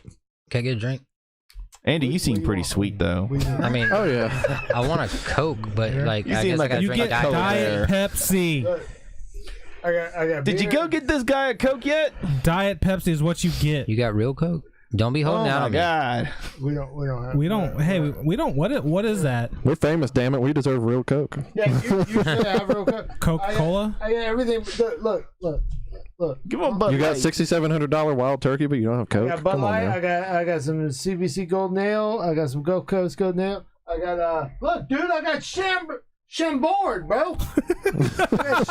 He's got all this liquor, and Dustin doesn't want any of it. None of it. He just wants a Coke. Damn it. Fucking stoners. Just give me a Coke, I man. got Diet Pepsi. You want Diet You Pepsi? get a Diet Yeah. Pepsi, bro. Look, you need to run down the Dollar General for this guy. The Gentral, man. I bought everything. Dollar General. It's hot as shit, by the way. All It's good. not that hot. Give that. leave my the- glass. You don't even have ginger ale. What's wrong with you? What are you, fucking 60? Y'all Yeah. So Spent Dude, I got the $78. stomach of like a 70-year-old. It's bad. y'all are so needy. What I do when I get really tired, I drink a Diet Pepsi. No. I got See, I can already feel that Diet Pepsi, that fake sugar in my stomach. It's already. Oh, no, man. Diet Pepsi's the way to go. You got a boo-boo, huh? The whiskey we drink, it has so much sugar in it. You cut it with the Diet Pepsi. Ooh. Nah. Yeah, that's why we do with the Diet Pepsi. If you, See, I don't know what it is. Every time I drink a diet or a Got zero that drink, sugar-free Red Bull. no, that's like shit. dude. That fake sugar Come always on, just Red sits Bull. there. Come on now. You know you want to be on Phil. this podcast. Phil, Give me a Red Bull. what's your secret to staying so focused right now? what's my secret? You want to talk about fitness for a minute? No, not fitness. Focus. Focus. Mental focus. We don't want to talk. God, now I actually do want a Sprite or a ginger ale. That sucks. Oh, too bad. So sad. I'm getting it when I get home. We'll have you guys up for a follow up to where we don't have technical difficulties. No, we're not gonna have them. We're gonna have them play. Oh yeah, we're gonna do a 'Cause live thing. Yeah, he's trying to get the everything doing set that? up so that the bands can actually come in and actually right behind you, Corey. Do I get to and play on a actually- real drum Yeah, set? you play. No, not a real drum set. Oh, But come you, on. you can talk your bullshit. You know what I mean? You can talk your I mean, it sounds stuff. perfect on electric, but it's just like, you know. It's not the same. It's not the same. No, we did a drummer to drummer series last week, and we're talking about the little dynamics, between playing a kit and then how the electric actually responds to you. With the higher end electrics, they do have some of those dynamics that you can still control. Yeah, the depth of the strike and everything. Yeah, because isn't it kind of, I won't say easier to play, but isn't like the impact a little easier? Oh, Like, doesn't it bounce a lot easier? With the mesh, Way yes. easier. Off Yeah. the mesh ones. The rubber ones, no. Okay, But the that's mesh what I'm- ones, yes. Okay. It's a different world. Yeah. It's a different ball. I've messed with one before, but not for very long. Yeah, it's a different ball game. Yeah. It is a game changer for recording because when you record on an electronic kit, you don't have to worry about tuning, Yeah. miking, all that Nothing. stuff. Like it's great for quick recording. Mhm. But an acoustic kit, I'm a different beast on that Yep. versus. Oh, yeah. an Oh yeah, we've electric seen. kit. I'll send you some clips. But no. If you do you have, I know I touched on this earlier, but do you have a company that you're dealing with to shoot the music video? We still are kind of in the dark about that. Okay. Like, Just watch the comments. Yeah. Hopefully Jason will tell you what's going on. Okay. Yeah, I think it's still all in the works. There's a handful of guys around here that do good work. If you're interested in that, I'll hook you up with some. I heard Mitchell's pretty good. links. Hey, let me tell you something about Mitchell. It picked gray hairs. Hey, who shot? What is it? Ozana. Itana. Ozana, yeah. Itana. No, that was a legit video. You were very rude in that video. that was a dick move. I got 2 messages from people that don't know me calling me an asshole, and I was like, "You realize I was acting, right?" Yeah. Where I threw that bottle at the poor girl with the pointy ears. Yeah. It was a Star Trek thing. So mean. Dude. He won an Academy Award last weekend. Oh, Yeah? Did you see his performance of Michael Jackson's mom? Yeah, did you see that? Wow. You've seen the Jackson 5, right? yeah. Yep. Where the Jackson movie, Yeah. where he came home with the van full of gear from the pawn shop. You know what I'm talking about? yeah. And she's like, Joseph. Like, you're gonna have to back off the microphone if you're gonna do your. Oh my God. Your monologue. I'm not gonna do it. But she was like, Joseph, the roofs are leaking. The boys' shoes are wearing down to the soles. I'm gonna be And you saying gonna that in my buy- sleep tonight. And he's handing He's out. got it memorized. He's handing out Fender Telecasters and amps and drums and keyboards. It was like Christmas time, wasn't it? I don't know, but Like it's like, P-bass. Joseph, we're trying to squeeze a dime out of a nickel. There's a little different. How are we going to afford this, Joseph? I'm not going to do it. God, I'm just gonna hear that later. I'm gonna be sitting in my room and hear Joseph. So the part of that movie that sticks out the most is when little Michael finds the mouse. Yeah, I love that part. Me too. And they become friends. Yes. That's bullshit. That whole thing was bullshit. The part that matters is when he tried to do the spin and Well- he couldn't do it. And they Little mouse. What was the mouse's name? I don't remember. Wasn't it Ben? It was Ben. Mm-hmm. Yes. I think Pearl Jam wrote a song about it. Euro. Mm-hmm. Oh, I don't know. did Pearl Jam? Are you Phil, thinking how that? many viewers do we have right now? We have 36,000. We need more than that. We need 36 million. Gotta take your pants off, sir. I was about to say. We're not worried about current live metrics because, Yeah, because- I mean, if I get 36 million, it compounds over time. right now. It does. Yeah, it compounds. Number one, let me explain this. This is how sponsorship works. It compounds over time. Listen to the Yeah. 32 years of experience over there.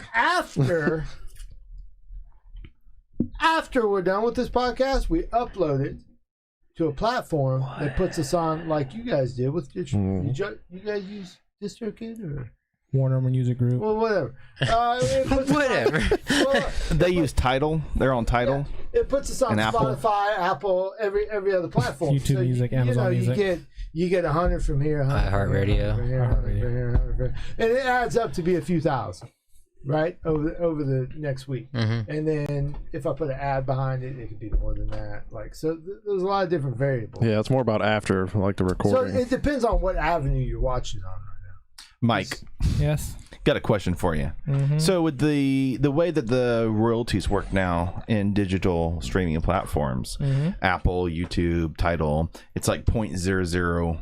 Right. I'm guessing that you guys have sat down and had this conversation with your management. So do you feel that it's more effective for you to be, say, played on Homegrown or 97.9 versus being on the platforms where, splitting 0.001 and a half, I guess it depends on who buys the actual like CD.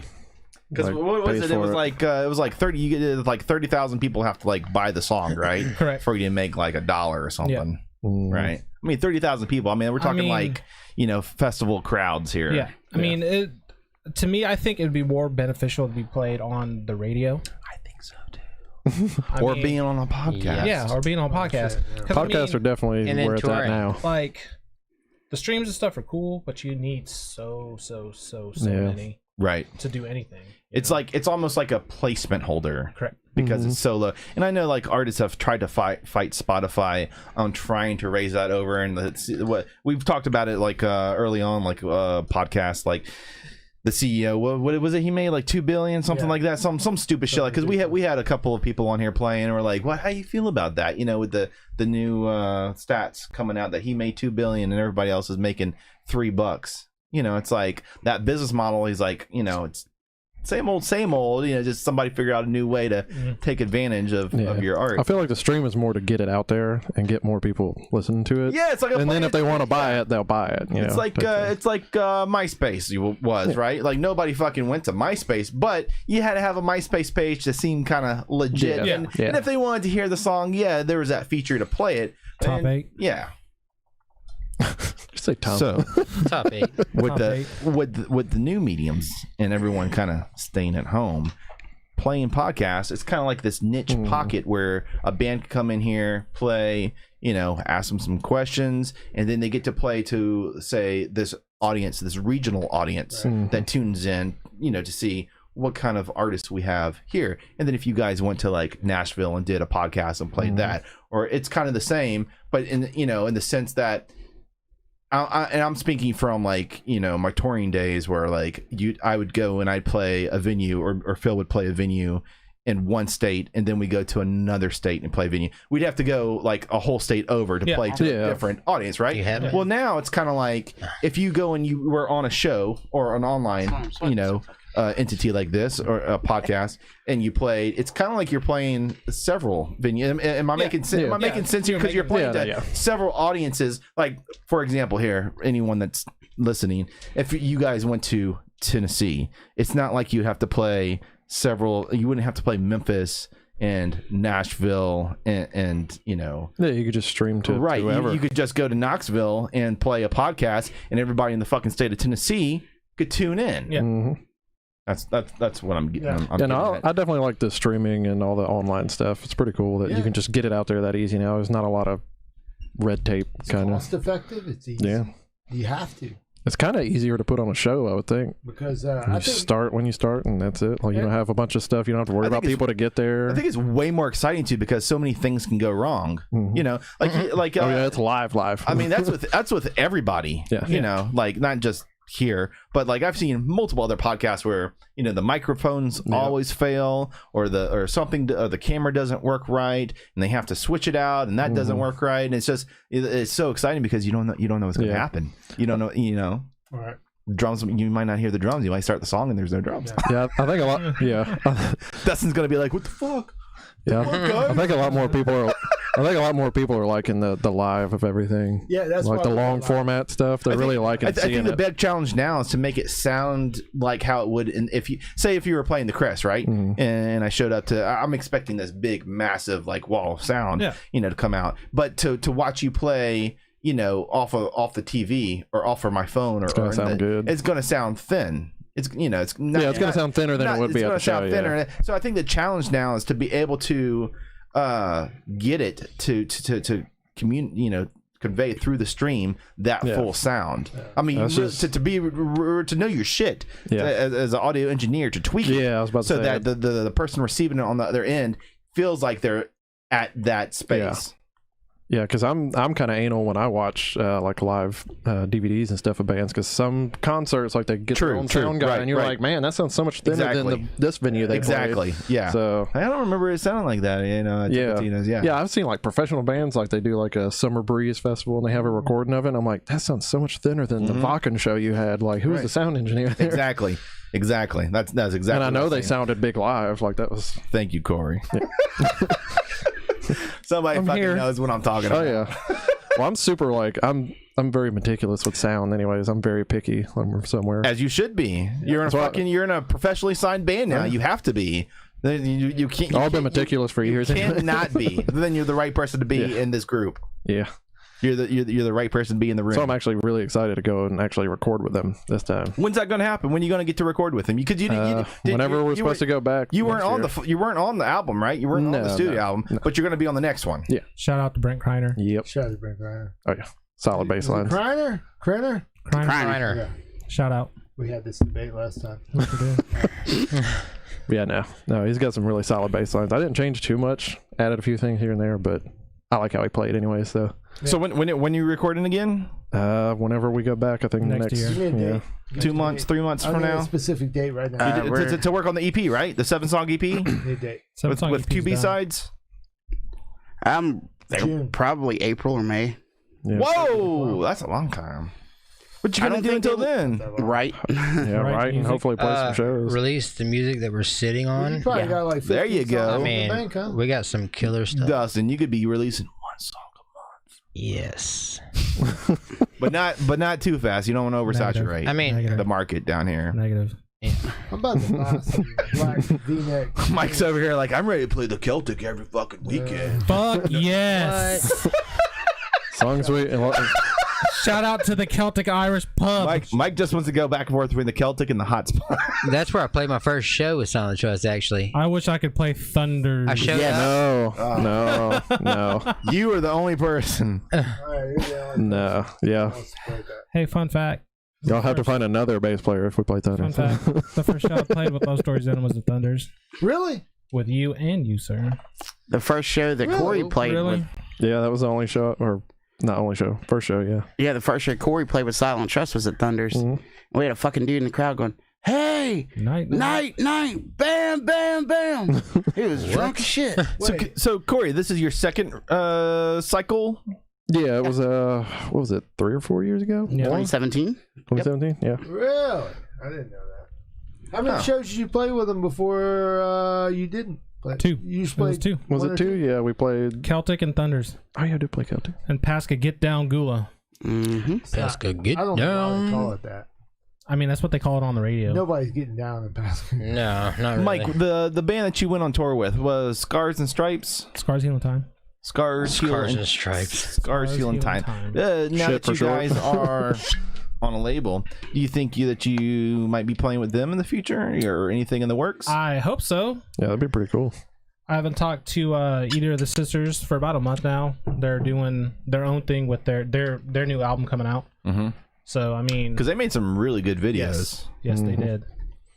And hopefully, whenever, because they're based at LA now as well. They all moved out there. So hopefully, when everything's good to go and everyone can start booking again, I'd like to jump on a couple shows with them. Man, I could just see you guys going out to LA and just like, working Being the circuit. so out of fucking Working the touch. circuit. With what? 4 dudes from Mississippi going to LA. No, let me tell you something. I went to LA earlier. What are you talking about, Andy? I went to LA earlier this year, and things got weird. I bet I so. went to a gay bar and went to a phone party. Do tell. You know why they have Shit phone got parties? To disinfect the bar? No, so you can't see what's going on under the phone. You can do whatever you want. They touching pee-pees, bruh. Did they touch you, Phil? There was a couple girls. Did they touch Show us on the doll where they touched you, Phil. Yes. What happened? I can't. This is a PG podcast. Sorry, Mom. It's got that Waffle House smell to it. That's what it is. We're totally eating Waffle House after this. Yeah. It smelled like That's a really good idea. It smelled like lot lizards back there. a fish bowl full of condoms by the door. Yeah. Nice. Nice. But none of them got used. It's okay. Yeah, we don't use that. Shit, Yeah, no. You know what I mean? Yeah. And there's the R rating. Oh, Out the door. about to go downhill. Sorry, Mom. I love you.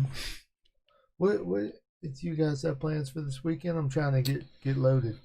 Tomorrow, what's going on? I'm gonna probably stay at my house. Yeah. I have this 7-string that I gotta set up. Sounds boring as shit, dude. It is. It's pretty fucking boring. Oh yeah, that's something you can look forward to in the future. Yeah. Maybe, possibly. What about you, Dustin? What are we doing this We're going for that bone. What am I doing? Yeah, where you going? Well, I'm probably gonna play drums. God damn it. That's what I do. And then Sunday So boring. we have rehearsals. Oh, that's awesome. And then And, the sound. sound. Oh, the sound Sunday night, 7 o'clock, right? Yeah, we're taking the night off that night because we're doing this, so we're giving Mitchell a night off so he can decorate and hang balls on this Christmas tree or whatever he does. Christmas is canceled at my house. I don't know if you guys heard. I have one stocking that says my name on it. I'm gonna put my own shit in it. What about the dog, dude? Like, I'm getting a dog a bone. you've got to get him something. You have to get him a stocking too, bro. I ordered a custom sweater off of Etsy. All right, Nice. that works. I'm pretty excited about it. I need to start bringing my dog to the show. I got a security shirt I can put on her. What kind of dog you got? It's a little chocolate lab and pit mix. Ooh, I got. It looks like a potato though. Yeah, What kind of dog you got? golden retriever, full blooded. You don't remember seeing his dog last time? Conan Kron. Conan. I have a dog named You should go Otis. get Conan. What kind of dog you got, sir? He's a Mastiff Rottweiler. Ooh, you know what? That's typical of you. No, I've always had wiener dogs. I've always had fucking That's wiener typical dogs. of you too. Hey, Mike, what kind of dogs do you have? Oh. Thanks. Doesn't matter. It don't matter. For anybody tuning in right now, this is the third attempt that we've made at podcasting tonight. And if you missed one of the first two attempts, especially the second one, I tried to pay Andy a very beautiful compliment on his voice. And just for the record, I want to say one more time how great your voice is and how it separates you from all the other bands on the coast that are just, not singing, but just kind of rah, rah, rah. You guys, you nail it. You cut through the mix. You cut through the noise. You got the pipes. I just want to get that on record. Thank That how much I enjoy your voice. Thank you. Y'all brought a pipe? Andy likes the pipe. I don't like the pie. I like pie. Punch and pie. My mom. Oh, I bet you do like that. My mom and dad are married. They've been married forever, right? But if my dad died and my mom got remarried, I'd want you to sing like their wedding. Oh my god. You'd have to sing Some Michael Bolton. You'd have to sing a German song. Jeez. No, you know what I want to hear you sing? And What? Hear me out. I want to hear. Are you familiar with Seal? Oh my god. We were learning Hey, seal. we were learning Kiss from a Rose. Were you really? Yeah. We were, yes. Not that song. Oh, no, okay, Hear me no. out. What other songs Fly was, like an eagle. Can you guess? You get one guess. like an eagle. That's not Seal. He did a cover of he it. did a cover of You it. want me Did to he? sing a piece of it? Oh boy. Sing it. I Phil. need love. Lost divine. Oh my god. From Ghostbusters 2. Oh Wow. my god. Please forgive me, someone I'm not you, so you gotta do it. Dude, if you fucking sang that song like acoustic, Do you do acoustic sets, Andy? Yeah. Like whenever you can? Like is it different songs or is it like acoustic versions of Silent Trust? Silent Trust and different songs from previous bands and stuff like that. So you just have a whole catalog that you pull from. Yeah. Yeah, it's technically the first show I played with you. I think was acoustic. It was? Thunder's Tavern. I've done a few shows acoustically at the Twist the Lime and had a big turnout. Right? It was fucking amazing. Twisted Lime has excellent sound. Yes, they do. love- Jimmy Hudson is a beast on the board, man. Yeah. Shout out to him. Me and Phil played there to an empty room, but it sounded amazing. Yeah, Excessum played there like 3 times, I think, and one time it was empty, and the other time it was packed. Yeah, it's hit or miss over there, Yeah. but it's a staple of New Orleans. You can't. I guess it's the same sound guy, but yeah, he loved hearing us. He liked the Yeah, lights he and was- everything. He actually learned our songs a little bit. Isn't that the to sing best them. when the sound guy likes you? Yeah, it's the best. You know you're doing something different. Yeah, and compared to he's like, paying a sound "Ooh." guy Yeah, $50. shout and out I'm to Jay Landis, by the way, too, who ran Sound of Toys Oh, for yeah. Tots. He killed it. what's it? Jay Eagle Audio. Jay that was good. Eagle, yeah. Yeah, dude, he fucking killed it, man. That's kind of the I would say a crazy thing about the coast is we don't really have like a lot of live sound engineers working the bars down here. Even and I'm talking about even before COVID. Oh, yeah, Typically yeah. the hot spot you show up and you run your own Run fucking your own sound. sound. Yeah. You show up at the juke joint, you run your own fucking sound, or the grocery or whatever. That, or you pay an extra $50 for somebody to do this. Or you find, One little find a knob. friend that can tweak the knobs for you and Yeah. stand out and listen. Or you're in one of those bands like me where you like jump out in front with a wireless and trying to listen to everybody play. Yep. And Yeah, my sound guy, whenever we first started, was always Jay Patrick's. Oh yeah, Oh yeah. Dude, Shout Jay out Jay was that Patrick's. fucking beast, man. yeah. I love playing Love when he's Jay. doing sound. He's done it for a few different things I was in. I always loved it when he was there. So you said he's doing the sound at Hotspot now? No, but I'm talking about whenever Jay we first got Landis. started. Yeah, but Jay Landis, Jay Eagle Audio, he did that last week for the Toys for Tots show, and it was good. It was Oh, okay, for the good. Toys for Tots. That sound was Yep. thick. Yeah. It was fucking thick. He's the one that posted the cell phone audio of us. Mm. It was just like, wow. Yeah, it was good. I had friends in the crowds, and I was like, man, I could feel that shit like in a my chest. studio down here? I don't. Think I'm he not does. sure it's a studio, but He has his house that he does stuff at. yeah. He has all the equipment for sure. Like, So I was looking in this chat earlier, going back to the music video. Jason has said that we will need a local crew. So, anyone wanna do a music video? Hit us up. We have a Jason. We have a film industry down here. So if you need actors, models, We are the Hollywood of the South. a little bit, yeah, and where we have a lot of direct camera guys and directors and whatever you need. I think there's a page on Facebook somewhere. But if you need whatever you need, like lighting, sound, actors, models, you can go to this page and post it. It's what I did when I did the music video, and extras show up or whatever you need. You can request, negotiate. Sounds good. the price is pretty good. Somebody asked if Andy was about to start praying. Who the fuck said that? Andy loves praying. Who said that? It's in our, I think it was in our. I mean, chat. he Andy, like what's your religion right now? Hey, man, I'm an atheist. How Hi. dare you? And he just leaned in like super serious. Like, Yeah, Yeah, I he don't got- have religion. I'm like, oh, But the motherfucker's thing about to was at the fight. studio, Same. and on the way up to the studio, first was the pronunciation of fucking Koneka. Koneka sausage. Koneka. It's Kaneka. oh, he was, Thank you. Thank you. That's what we told him. He was like, no, it's Koneka. Yeah, We're so like, there was what? that fucking tidbit in the middle of What is Alabama, that?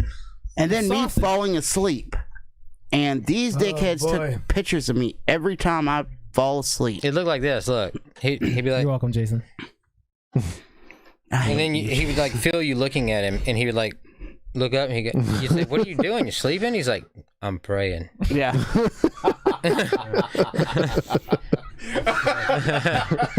This Getting right with the Lord. Every time I fucking Leave hit me go. the fuck alone. Praying to the abyss that doesn't exist over here. I love Give me a it. I second. love it. this whole band is going to hell. Oh yeah. Oh yeah, we Hell Satan. for sure are. It's okay. I'll wear my "fucked by Satan" shirt next time. I'll make it real nice. How dare you, sir? Dare me? I'll wear it at Leo's. This is by far the best band you've ever had on this podcast. I'll say if I can wear that in the middle of downtown Ocean Springs, I think I can wear it You anywhere. can wear it. Yeah. Yeah. Do what you want. Fuck the law. I mean, they can't get me for anything if I'm in a bar. Police. Well, I don't think the law's No. really going to step into. A Waffle House might be a little different. That's they might. Well, anything goes at Waffle House. If you Yeah. I want to play a show at Waffle House. Oh no! Apparently, I almost got jumped, and I didn't even know at Waffle House one night Really? because I wore the Cradle of Filth shirt, the Jesus is a cunt Who's shirt. gonna jump you? A bunch of Justin boot wearing hat. That doesn't sound very Yep. Christian. No, it wasn't. It was a But yeah, my bunch of friend was Mennonites watching in a them carriage. across the Waffle House. This podcast got super aggressive really quick. So who do we have to contact to play a show in Mike Waffle York's House? over here looking like Jesus. Well, that would be Waffle Records. Shout out to Wow. Mennonites, man. Like, Wow. Dude, in Ohio, we were like fucking 45 minutes away from Amish country. yeah. Yeah.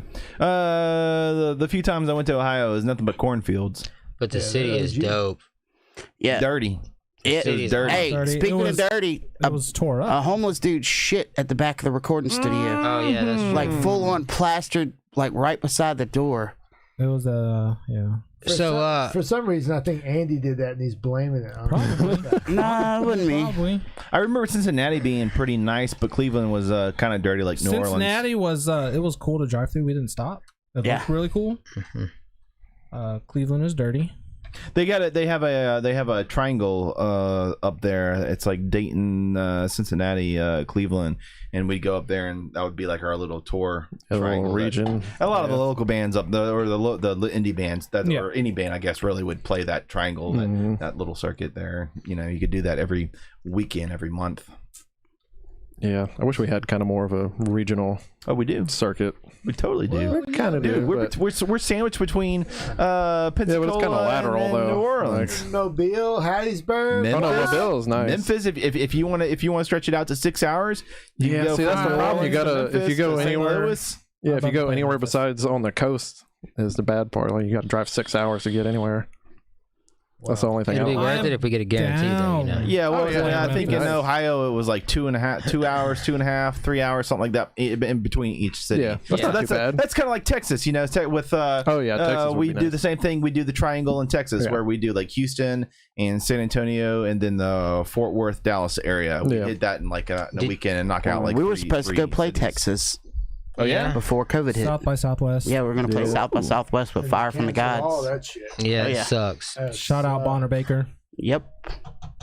Yep. Fire from the Gods. Thanks, China. With South by Southwest, did you guys get like rescheduled to like play like on like on video? Like I know, like with the punk festival down in Gainesville, they had to cancel it, but they asked all the bands and performing artists to perform like at some point, like from home, like you know, whether it was live or just acoustically. Negative. We did not. Okay.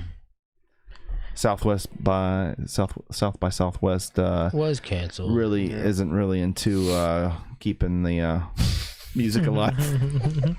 Fucking awesome. Hey, did you ever drop any change when you were in Cleveland? I did not. Dude. Look, okay. Yeah. So Dude, it's crazy. you could just stick your hand in your pocket and rattle your change, and a bum will hear it and come walking around the corner. A lot of bums, huh? You lot of have, you bums. have any change? You just rattle it just a little bit. I must have got hit up for at least 3 packs of smokes. We tried to give one noodles and like some Some ramen. drink, like water and stuff, and he was like, "No, man, I need money, man." And then we're like, "Well, you want a Bud Light?" And he's like, "Oh yeah." Yep. We gave Yeah, him so- Bud Light. Yeah. My memory of Cleveland was that the streets were so fucking lateral. Like Yes. Yes. they're so long. Like you could just drive. Like you know, compared to I say it's dirty like New Orleans, but New Orleans it's very focused, like the quarter. You know, Yeah. where you have your grid, and then beyond that, everything follows the river. So it gets organically curved. But in Cleveland, I remember the grid was like so much bigger, Yeah. and then we'd just be driving and like hitting like 10 blocks. We're like, oh, Yep. we're not even fucking halfway there yet to the venue. You just keep going. But it kind of reminded me of New Orleans in the sense that it was The going hardest down. part was not like, you know how when you're here in the city, you can look and see like miles, right? There, 20 foot. The buildings were so big. Yeah. Mm-hmm. It was like you were in a maze. Really? What'd you guys do at night while you were recording? We would go back to the Airbnb, and we would sit in the living room and practice. Yeah. Really? Yes. Did you really? We did. Yeah, I would have to sit would- with Jason, and he was trying to take the southern out of my voice a little bit. He was trying to get me to enunciate a little differently, And to it where worked. I was like getting so pissed off because he would have me for like an hour. This is. Yeah, see me. Gotta get that twang out. So you rehearse the songs that you're going to record the next day. Yeah. Yeah. We would cook dinner, we would eat dinner, and then the rest of the night would be music. Yeah. It sounds like you're probably pulling 18-hour days. Yeah. Yeah. For a week straight, right? 10 days. 10 We days were straight. up there, but we were in the studio for 7 days. Yeah. We'd get to the studio at 8 o'clock. 9-ish, 10-ish in the morning, and then we wouldn't lay down and go to sleep till around 2 or 3 in the morning. That's terrible. It's exhausting. Yeah. I loved every second of it. Me I was about to say, I'm gonna love going there. Me and Corey would have got prostitutes, cocaine, and just partied Well, it up. No, I probably would have like streamed in. Well, you know, Andy's birthday was that weekend, right? Or that week. Don't you so- say it. So we tried to get him Don't something you say special, but you know. Get a girl up there, sir. We tried. Did you get a little Philly? No. So, What happened? Tell me what happened. We can't. You can't. Oh, bullshit. Your whole audience will trip out. We're on an NDA. We're on an NDA. Just remember what Yeah, Mitch, we're on an NDA. Mitch did to you, and like a whole bunch of people freaked out. What did I do? What rhymes with it? He Mitched it. Okay, so I already All right. know what happened. Wow. I lost already know me. what happened. We're not because you're involved with a lovely lady right now. Is that right? he is. She'll castrate me.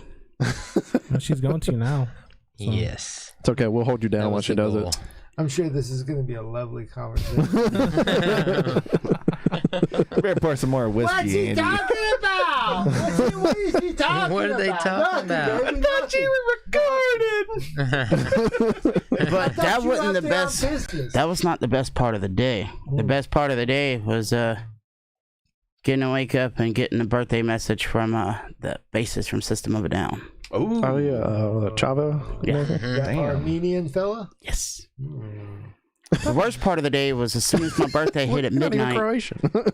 was getting hit in the nuts He doesn't by know the Jason. difference. No, I can I tell. thought. Okay. Yeah, if you guys want to see that, War, that's what on war? the on our I know he's Facebook like page. Filipino. I don't even know what genocide is. I don't know. Gee, this got dark. He's not watching. I What? guarantee No. that. What if you guys played with System of a Down? That'd be dope. I'm That'd be down. awesome. Holy macaroni! System of Down. Shout out. Oh hit my us up. god! Yeah, Armenians, man, you gotta watch out. God. Oh, my dark humor is about to seep out. Those are some hard dudes, God. dude. Would you not like cream your pants if you like got that message? Like you woke up one morning, you're like, "Hey, I need you guys in, New York in March." Oh yeah, no, play I would definitely shit System down of both Down, legs on that one. CBS yeah. Studio, Good Morning America. Yep. No hesitation. I want to go do the weather on Jizz Good Morning everywhere. America. Just stand in front of the green screen. Coom. Coom. I will coom everywhere if that. God. Coom was a statement to. You want to forget it after Ohio. Everybody said Coom, and What you got going on there, Phil? What's up? No, I was just thinking, Mike's not a wimp like the rest of these guys. He's going to talk about the good times he had in Cleveland. What type of shit you get into? You get a little bag he went to of- bed at 10 o'clock at night. bag I of did. fun? I'd go upstairs and I would video message my lady friend, and we would talk. That sounds boring as shit, dude. We're wholesome guys, Well, goddamn. we're actually a little more No, that's what I did when I focused on our had to go music record. than you think. Yeah, because you're exhausted at the end of the day. Mhm. You're pulling like 16-hour I days. just wanted to lay down and talk to her. That's, you just want want to Yeah. crash and like. Well, it's like recover. after shows and stuff. Like, not everybody parties after a show, depending on how much energy you got. Well, no, playing shows is a little bit different. You kind of like hyped up for the whole day until it's time to go play your set, and then you And got then you're wore to show out. up. You got to like put up with the smoke and everything, and then wait for your set time to play, and then you get to play your like 20-30 minutes, Yep. Speaking and of then you which- get to drink some more and load your shit up. But like recording, like what I don't think like a lot of like non-musicians who may be watching understand is that when you go to record, you are invested there Oh, yeah. the whole day. That's your day, whether you are recording or not, you are there. Oh, yeah. You're in the room. Dustin Yeah. knows all about that. Bro, He next finished in time, one day, and not- he had to sit the entire time. Yeah. Yeah. I'm Yep. taking my time next time. Promise. I'm not doing it again. And my ass had the workload. Yeah. You're the lead singer, man. He and sang for like guitar. Yeah, he had to do guitar and hours vocals. So upon yeah. hours of singing. Yeah. If you have any singing at all involved in a song, you're basically like pulling two jobs. Yeah. Because Brent, then you did. You're right. You drank a lot while we were in Cleveland, Brent. Yeah. Let's talk like dude, was Brent on the bottom bunk? Like, what was Brent? doing Him and all the Andy, time? they cuddled in the same bed. no, we didn't cuddle because as soon as he started snoring, I wanted to jack. Brent's Jack a snore. Brent, I is am Brent a too. snore? But I Brent, he's talk to watching myself. right now. I mean, y'all want to talk Yeah, to I him? bet all y'all are snores though, right? I don't know. Did I snore, I'm not. Dustin? I don't know. I was so tired So that Andy like and Brent are snores. Yeah, Oh, I'm quitting that band. Andy sounds like a fucking storm Jesus Christ! yeah, I did. coming. You're like, what is that? Did y'all do something about that shit? Jason Radford came up with a plastic sheet off of the fucking couch, and he came and covered me up with it. Oh yeah, he wasn't supposed to rip that off. By the way, Yeah. that was an accident. Wait, he was standing there with you? Yeah. Yeah, Oh, he's from California. Right? Yeah. Okay. He flew in. He stayed with us the entire time. he took the couch. He took the couch and gave us the rooms. That was very nice of him. I feel like Brent had the best time out of everybody. I mean, Am I right? I don't know. Brent, did you enjoy it? Yeah, I bet he did. I He's- bet he's drinking them tall Budweisers He was. with his green neon bass strings. No, he actually played a very nice P bass. Yeah, Did he really? He Yeah. did. That they had there? Yeah. played on Jim Works P bass. Oh, yeah. It was a very nice P bass. Yeah, P bases are sick, dude. It's like a 1970. Like 75. Yeah, I think that's what y'all said. Old one. You got the drums all done in one day? Mm-hmm. I bet that sucks. So you just had to sit and watch the rest of the time? Yeah, that's the drummer every Yeah. time, it seems like. Every time I've recorded with anybody, it's Yeah. drummers go in, knock it out, and they're just like, well, I'm just here now. Dude, look, when I go in and knock it out, like, I'm out. Like, Oh, no, I had to record twice when I recorded with Excessum on that last album. I Brent corrected went us. back. It was 1974. But yeah, Sorry. I had to record over like a couple months, I think we did. Just going back different times. Guitarists were doing their stuff, and I was just kind of going in between. But I had to re-record the whole album, and I went back, and they're like, well, hopefully you can do it in one day. I was like, I'm going to make sure I can do it in one day. I did it in 2 hours. Where were y'all at, Mobile? It was way up in Atmore, Yeah. Alabama, I think. Atmore, Alabama. Yeah, it's Way like down north yonder of- in the Chattahoochee. Like a home studio? Or? Yeah, it was a guy. What was his name? Charlie Hadley, I think. I don't know if he's Yeah. watching it all, but yeah, he's doing production. He might. He's on my Facebook. Yes. But yeah, no, he's a cool dude. He's really chill about the whole thing. He's real nice. Helped us kind of work a few new ideas into the songs too. So No, it it was nice. sounded good as shit. Yeah. I went back because the volume was kind of off on the project at first, and I'm like, well, I'm just gonna go back and re-record it all on the same thing, like make sure there's no level difference at all. Yeah, you just went direct in, like. Yeah, I went direct in from it was the Sans amp I bought, the Tech 21 thing. Yeah. I spent like $300 that I didn't have at the time and paid to re-record too. So I was dead set on like, no, we're gonna sound good. I'm not gonna sound like a little bit of bass in the background. So, but yeah, they were like, how long are you gonna take up there? Are you gonna take all day? And I was done by like 11. Yeah. Nah, I'm good. You're a gotta- goddamn pro. You're not like Andy, Mike, and you fucking. You go.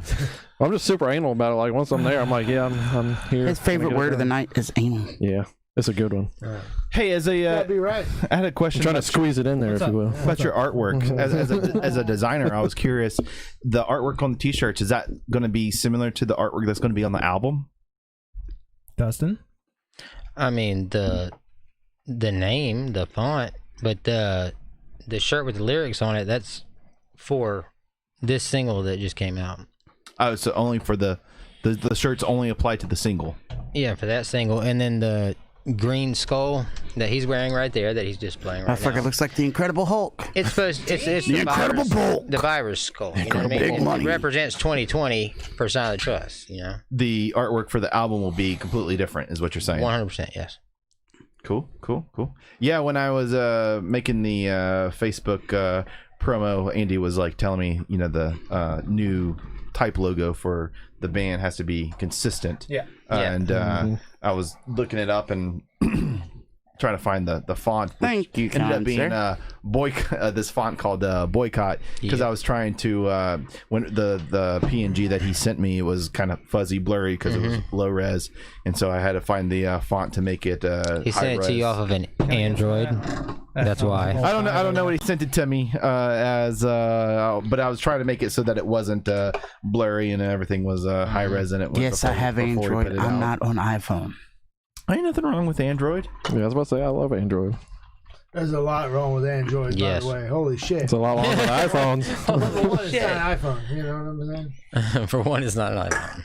But me and Mitchell are starting an iPhone video production company. If you guys, With your phone, you got what, the 12 yeah, with the 3 lenses, right? The 11. The 11 with the 3 lenses. I bought the step kid. Yeah, I read all about He it. got the 11, and then the 12 was like, "Hey," the next day, "Here's the 12," and he was like, cannons on No, it. the 12. Do any of you have the 12 yet? I saw they have a mini. I have a fucking Nokia. Yeah.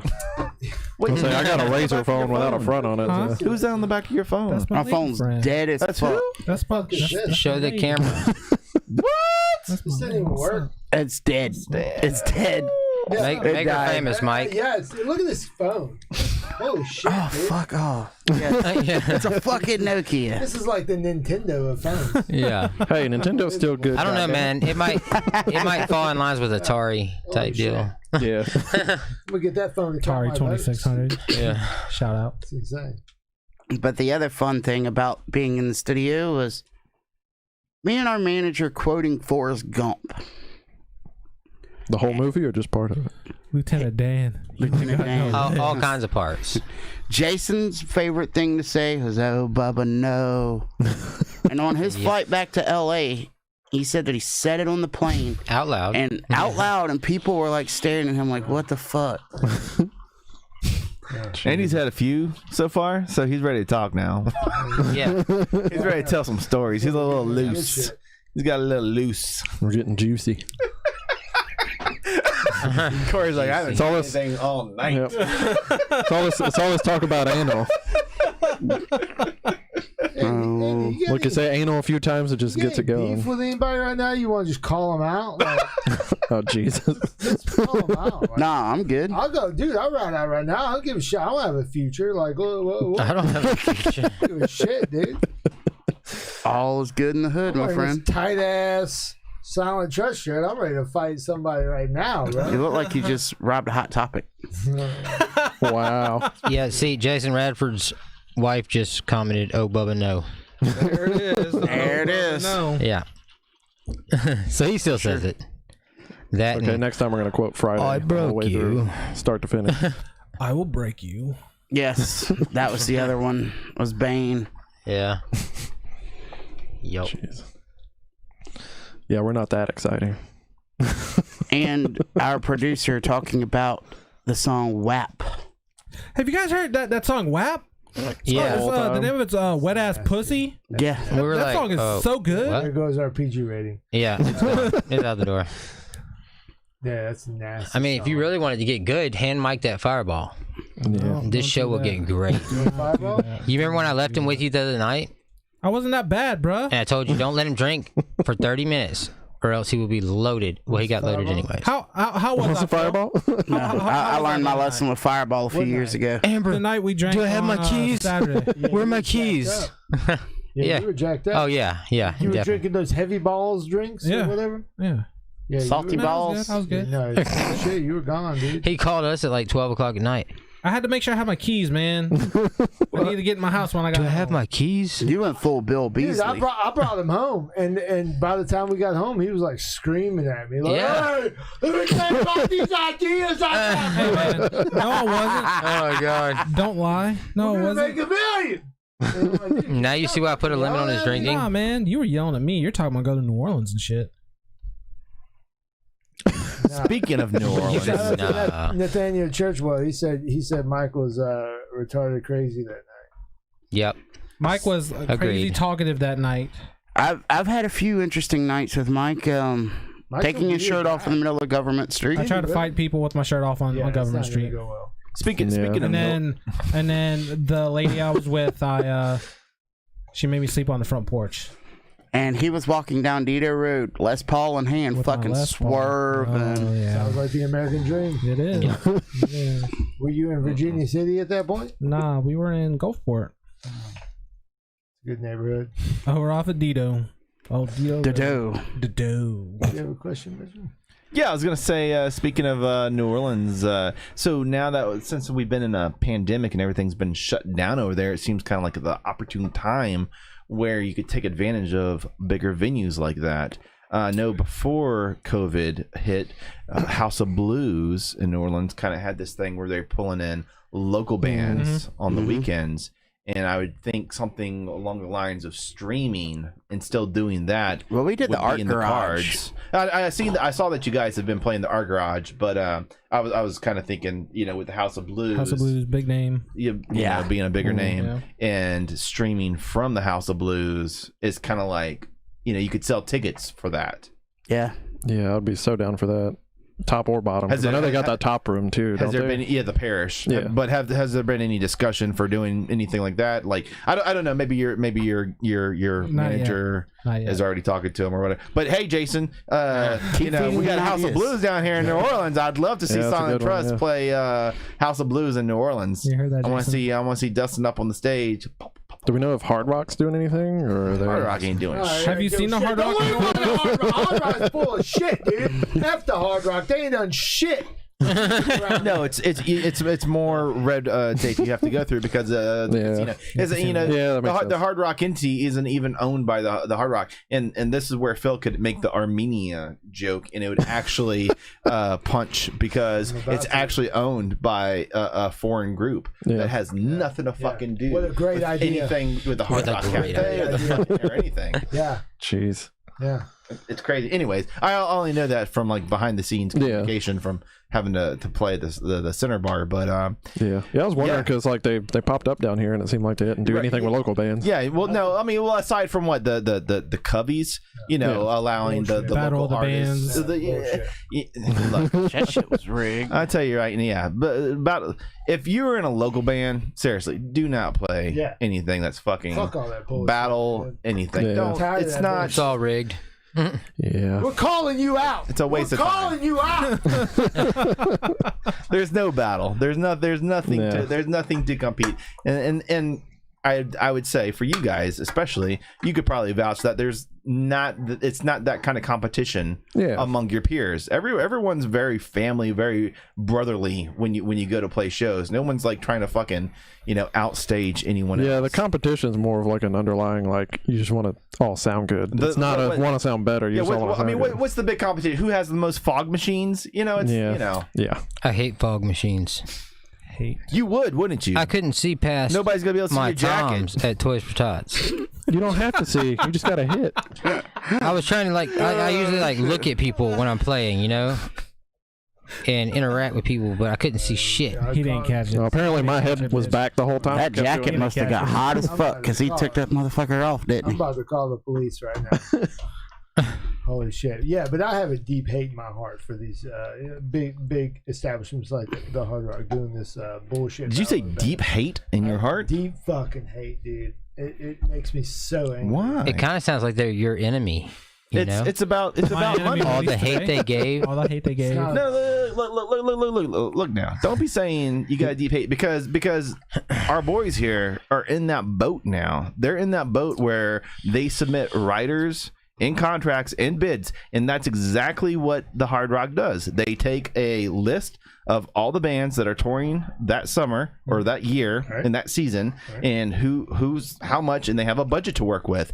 And if Silent Trust is within that budget for them to bring on, that they're going to pull in X amount of people to bring into the casino, then they get on the bill. If not, it's like you remember talking to the not the stage manager but the talent manager, and she was like, so and so. We wanted to pull because I asked her about Everclear. I asked her about Everclear, and I was like, "Why didn't you had Everclear come and play like 3-4 years in a row, and then the last year they had to go play the Golden Nugget? Why didn't they play here?" And they're like, "Well, their price went up or their draw went down, and if the draw goes down, then they don't have them come back." And so they had to go to the Golden Nugget and rent out a ballroom, and the draw was lower. So it's about numbers. It's a business. It's not, we love that we have local. They know we have local bands here. They could have fucking local bands in there every weekend, but that's not going to pull people in to put money in the slots. That's one thing local bands don't really see. They try to look at somebody and they're like, how did they get this or something, But it's about the work you put in. Well, you actually got to make behind somebody the money scenes. too. If somewhere is putting you up, Yeah, like you go play the hotspot. if you don't make the money, then... right? You play the hotspot and you bring in 30 people. Well, that doesn't translate to a casino. Yeah. Playing in the Hard Rock Room, 30 people ain't gonna fucking do shit. Well, Yeah. Here's my perspective on that. So for example, when they had a very good show, they had Mastodon and Oh yeah, I was at that one. Yeah. and Machine Head play. Yeah. That was a great show. Oh yeah, it was solid. Why couldn't they? Why? And yeah, it's not a great business decision, but pay back the community that's supporting this shit. Have an opening act. Have an opening act for 30 I minutes. agree with that. It Yeah. hurts nobody. I mean, that was like Excessum in Mobile when Trivium played. We literally opened up for Trivium. It was like, yeah, why don't they do this more? There's tons of local bands out here that are good, that are worth getting as an opening band. Even if it was a band that everybody hated, right? I was in one of those. As long as they pull the people in. I was in one of those 8% bands that got all the opening acts or whatever. Like they could have had it, but just to put a spotlight on the area that supports them. Yeah. Okay, so to your point, yes, the red tape is there, which maybe for me and you, or no, I'm sorry, not for me, but for you, you and Silent Trust out there. can now cut through that red tape because you have management, you have official management that can cut through the red tape to say, hey, look, we're willing to put the name on the paper to whatever contract you want for my guys to open up for 15-20 minutes your show. Silent Trust can do that now. They have official. It's almost like having the backing and the credentials. But all the other 200 fucking local bands down here do not have official management. They don't have legal representation that can go and sign the contract that the Hard Rock says, this is what we need you to do. We need you to be here for a sound check, blah, blah, blah, blah, blah. Nobody fucking has that down here. So to your point, it would be great if they could do that, but that's like saying we need all fucking 200 metal bands here to have legal representation to be able to do that contract. The only ones that can do it is like you and Silent Trust. Bullshit. No. Anybody could do it. And that's the whole point of what I'm saying, is because if you get enough guys like me, Mike Yorks, yourself, Andy, to go on internet platforms like this and talk shit about it, you don't need management to get on a show like that. Let's say any band that they put on for 25 minutes, 20 minutes, whatever it is, 4 songs, whatever you want to do. If they suck shit and it's a disaster, right?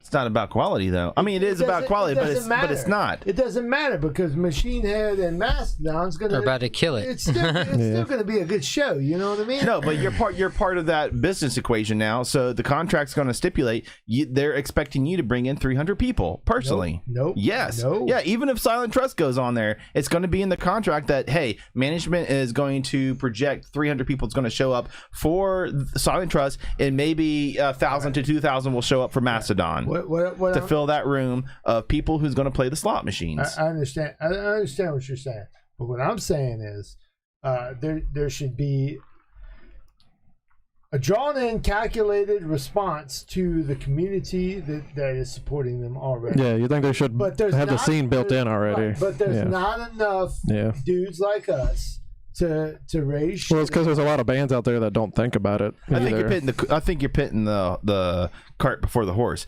because you say the scene's not built in. The scene is built in. That's all locals in there that's putting their money in the slot machines. Right. If they all thought like me and Mike Yorks thought and said, hey, if we're going to support your bullshit, your corporate bullshit, to get these great bands in here, just throw us a bone and put a band for 25 minutes. Well, as long as the band's actually going to be quality and professional too, because that's the problem. Because like if you get somebody that's real bad and like a garage band up there, it kind of say they get booed off stage, the show's still going to be worth it. Nobody's going to be asking for a refund. You know what I mean? But if you, I don't know, some people might like just have a revolving door, just show some appreciation. But there's not enough guys like us to do that. No, because the community's not going to have a backlash and say, "Oh, you didn't put a local band to open up for that." Yeah, there's not enough guys to do that. Okay, I completely understand what you're saying. And we continue this conversation using Silent Trust as a example. To counterpoint what you're saying. So the Hard Rock Cafe does that. They pull in the local. They were before COVID. They were pulling in the local. Me and you went and saw like the battle of the bands in there that were playing when you guys from Catholic Sister or whatever was in there. So if a Silent Trust goes in there, God, that's the same year we played, 2012. I never. Was that when Hello Hill played with you? Yes. Oh yeah, I was there too. And so they go in there. They play the Hard Rock Cafe. They're playing to people sitting down eating burgers. Nobody's there to watch them fucking play. Right. They're there to buy beer and buy food. That's the Hard Rock Cafe, which is owned by a completely separate entity than the Hard Rock Casino. Right. So what you're talking about with the Hard Rock Casino in the big room, that's completely different contractual regulations. Yeah, they're probably only focused on the big. I'm gonna need you to stop using the big words, And please. my counterpoint was that Too much. you have Hard Rock Cafe over here, Poor like ADHD brain. 200 yards away. That's like saying, "Hey, local bands, come in here and play for free," and you're trying to argue that the Hard Rock Casino, which is 200 yards away, should be saying, "Hey, local bands, come in here and play in the big room and pitch your 30 people in here at a time." You see what I'm saying? There's a conflict. There's a conflict there. Right. You can't have Hard Rock Cafe over here saying Silent Trust come play for free, and then the big room. Look, I don't blame them for doing what they're doing because they're making business decisions. But if there was more of an, if he's good to go. He's good to go. Take a shot. You'll be okay. If there was more of an outcry from guys like me, guys like Mike Yorks, right?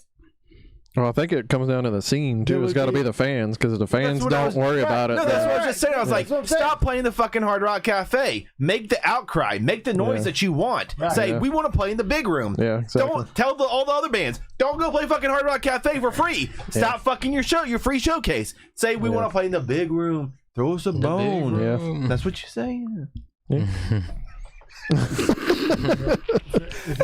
In the past 5 minutes, I've been touched more by a male. The shirt on him is so tight, it's putting so much blood to his brain right now. He's like getting these big ideas.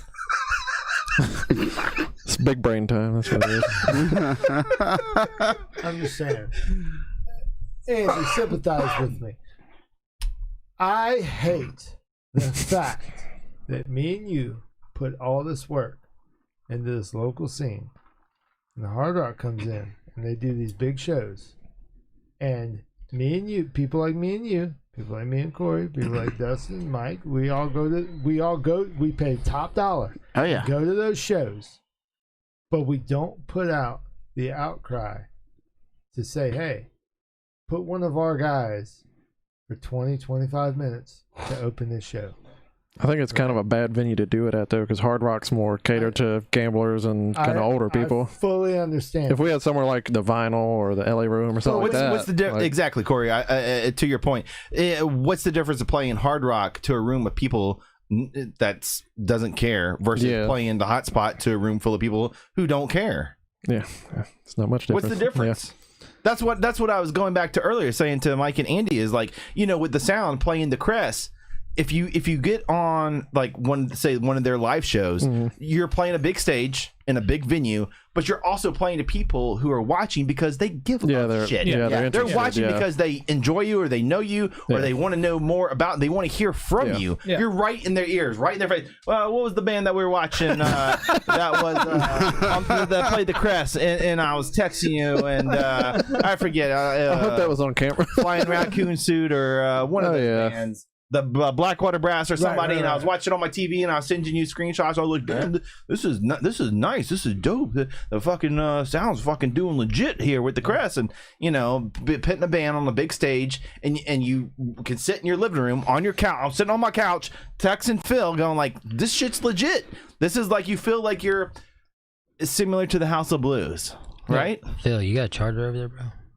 Man, get this motherfucker a Coke. Man. Get a goddamn Coca-Cola. I need a charger. Like I'm at like fucking 4% battery. fucking Mike Yorks brought a fucking Coke. You'd think you got one in the fridge.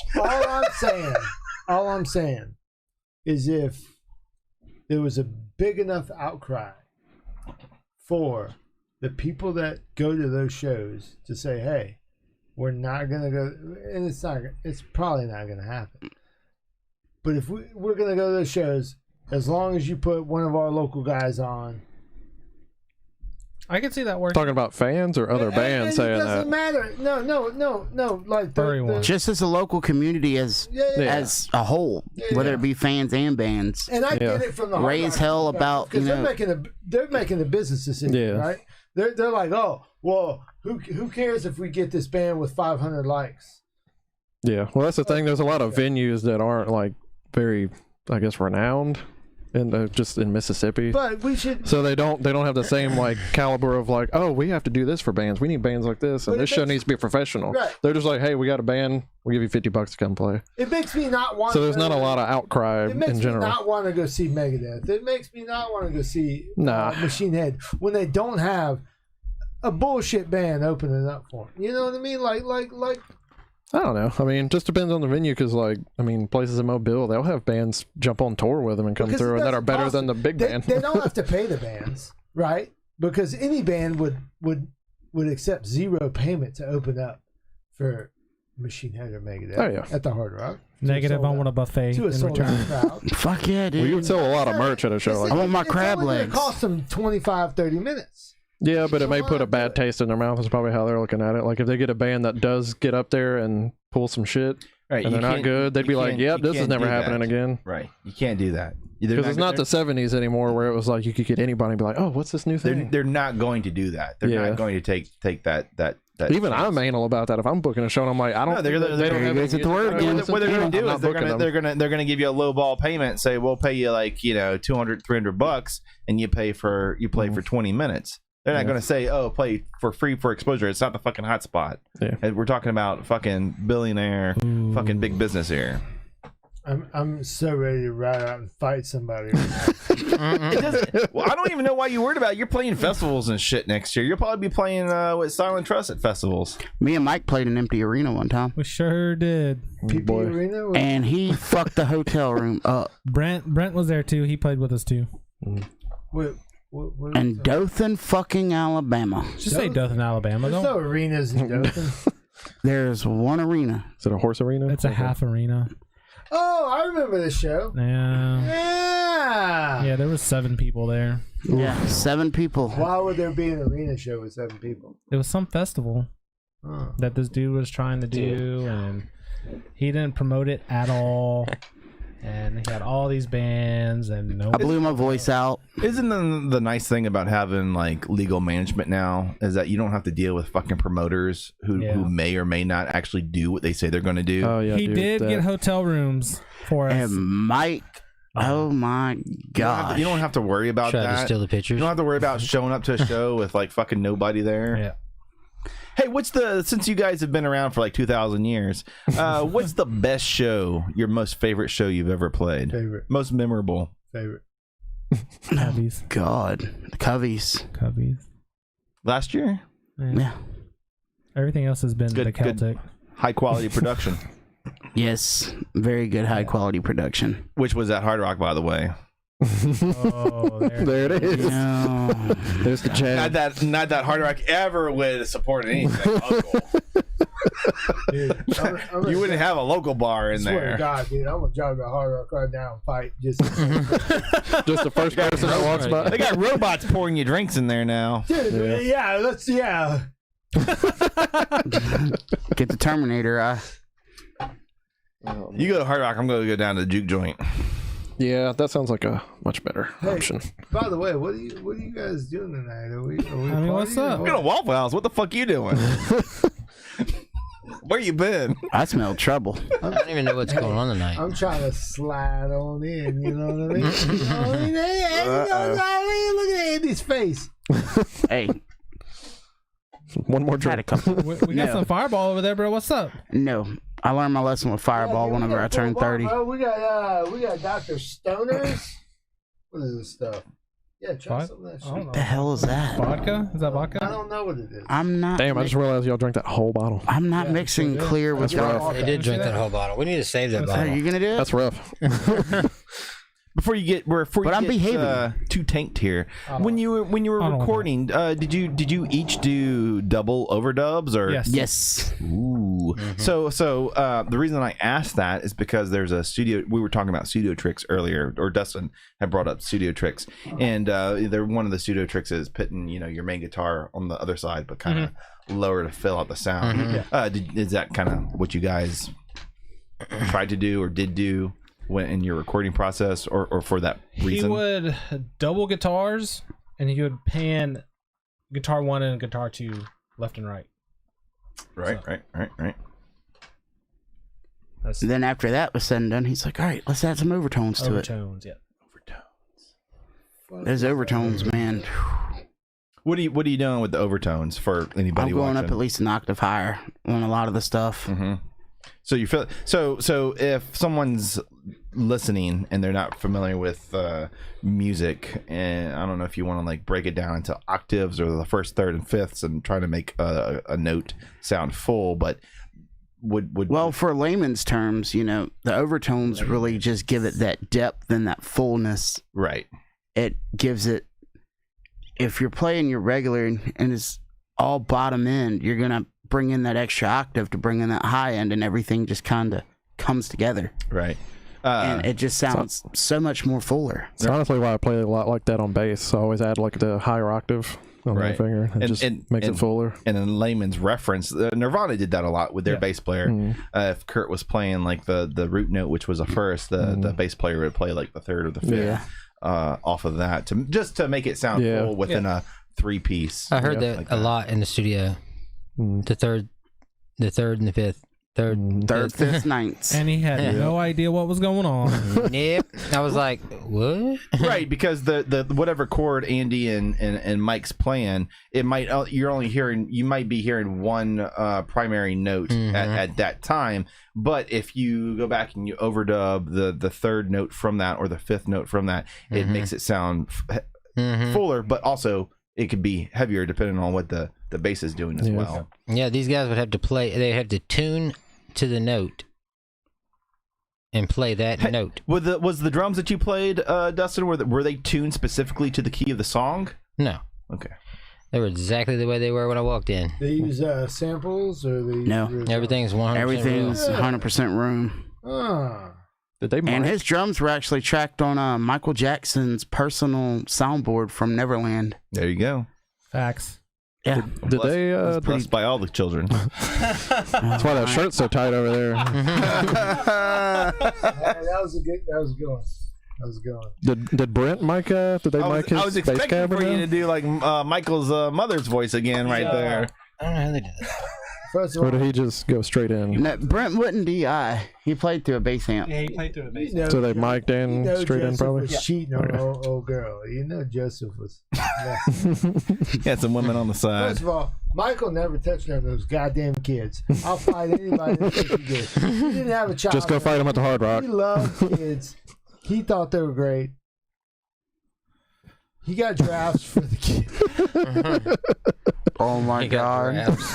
I love watching Mitch's face over there. Don't act like you don't understand. Have you ever? Corey, a lot of times I just have to sit back and wait to see where he's going. Whenever he's on a tangent, you just gotta I've held back a lot of I've held back a lot of humor tonight. Okay, so Let him drafts. finish his thoughts. Drafts.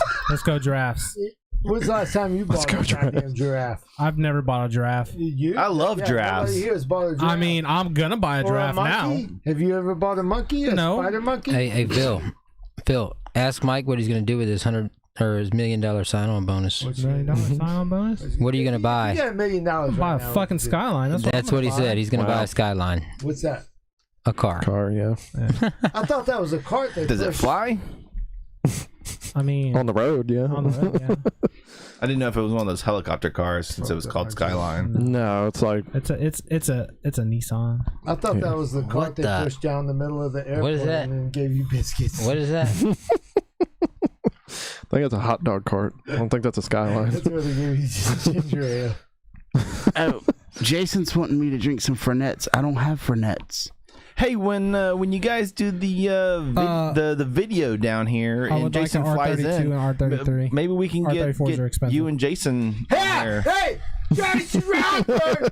If he comes down, get him on the podcast, yeah? Yeah. Yeah, we're obviously a high-end you do it, Jason? professional production. Yeah, We've got no time to problems start the tonight. Mrs. podcast. Radford is watching, so I'm sure Jason is still watching. So. No, but I'd love to talk to your manager because it sounds like he's starting this label, starting this agency, and the growing pains that you go through to grow and expand. Mr. Radford, please respond. Yes, please respond. Yeah, I'm so sorry for yelling. No, you're good, man. Compare Got notes excited. This Interesting Got fact excited. about Jason Radford. with Phil. Getting His pumped over sister-in-law that was shirt. Playmate of the Year for Playboy. Really, what's her name? What? Erica Laniak. She was What? in the Under Siege What are movie, you- the blonde-headed girl. Oh, What are you talking about? Oh, God. Jason's sister-in-law was in the need to Under put- Siege Oh, I movie. thought you said his wife. You need to quit putting his business out there like that. L-A-N Spell that last Phil's name. gonna be trying to move to LA. But I mean, that's like Yes. everybody in LA has been in ELANI. You don't have Playgirl, Fernet. right? Yes, we don't have. Like, Fernet. oh, I have boy. some at the house, but I don't have. Jason Fernet with Radford me. said he will come on the show. That'd be awesome. Nice. That'd be awesome. Elaniac with a K at the end. Yes. Thank you, Jason. Erica. Yes. Oh my god. You Putting a plug in. quit putting his business out there, bro. So, Andy, while he's looking up He is such a. Playmate picks over here, when you recorded vocals, how many vocal tracks did you have to record? When you Phil's just nodding. when you went to record your vocal tracks, you recorded a center track. Did you record like overdubs to be spatially left and right? Man, pretty much. I went in and I laid each song. I laid the main vocal. I did that over the course of 2 days with each song. Then the very last day that we were there, the day that we left, I did all of my backup vocals. I did all the harmonies. And then Brent. Damn. And who so Andy, are you doing the screaming backing tracks? Yeah. as well. That's me. And live, are you going to do those, Mike, or are you going to let Andy rest his voice? I sync backups. I do some live. I don't scream. Sometimes, like last week, my voice wasn't 100%, but screaming, it doesn't hurt. Screaming actually helps my if you voice. control it. Yeah. I remember working with engineers, and they'd have me do all the clean vocals and then come back and then do all the yelling vocals because there's a high chance you're going to blow your voice out, and so they wait for the end to do it. See, like the screaming never bothers me. There's just a way that I do it that it does not hurt. It does I never not did it damage right. my voice. Yeah, I was about to say if it hurts, you're not doing it right. Yeah. Yeah, So I've always heard. yeah. I sound like I feel like my scream's somewhere near the range of Mudvayne, I was like Cougar. Yeah, to me Fucking you sound a lot cougar like girl. Devin Townsend. A lot like him. I love Devin Townsend. Yeah, it's got that Give same him a feel to it. demonstration. No, I'm not giving a Look, demonstration. Phil got excited. He wanted to see it. That's gonna be loud. See your shirt. Yeah, it's pretty loud. Yeah, it's gonna be loud. Yeah, he's got that like, is it like Fry screaming? I guess. Yeah. Mhm. Yeah, that's where it's at. Phil, you good, bro? You okay? What is going on over there? Like, I have a question. What's that? Who is anybody staying the night? oh my god. I mean, I don't live very far from here, so Yeah, Mike. Do you need a Thunder Buddy? Mike's rather good. I kind of do. I sleep with my dog, and my dog didn't want to sleep with me. That's mine too. Trying to get out of the bed, I'm holding him back. I'm like, no. no, stay. My dog just snores all night. It's pretty awful. My dog doesn't. So the only person here that I can't really, I guess, ask questions about the recording process is with Corey. Brent. Yeah, well, Brent. Yeah. Brent, he was answering in the chat here like a little while ago. He was. I don't know if he's still watching or not. I remember my questions were going to be like along the lines of like if Brent was able to utilize any kind of compression before going into the interface, or if he had his effects in a loop kind of situation.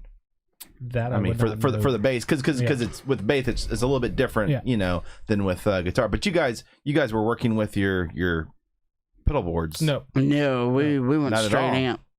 So you didn't utilize any of your digital effects off of your Line 6? Only for one of the songs, and he actually used a scratch because it sounded lo-fi, and it sounded really, really good. Like he was wanting that lo-fi sound with So it. what did you do for like where you would normally use an effects? Like if you had delay or reverb or something in particular, how you programmed in your board? Did you emulate that in analog form yes, Yeah.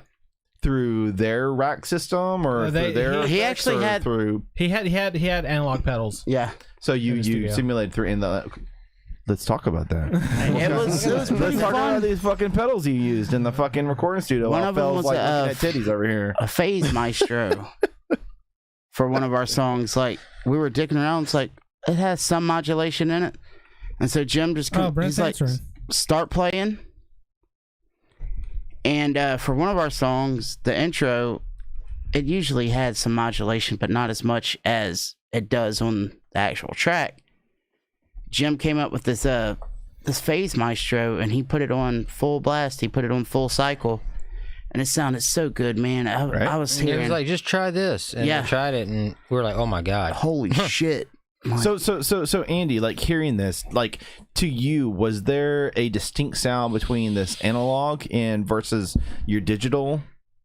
It's actually hard to replicate it on digital, man. It just being in the studio and what I was playing on beforehand, before I got the orange, to now, like, I'm going all analog eventually. Like, that's my goal within the next couple of months, is to break everything down to just go all analog, because it's kind of hard to replicate the sound that we got in the studio.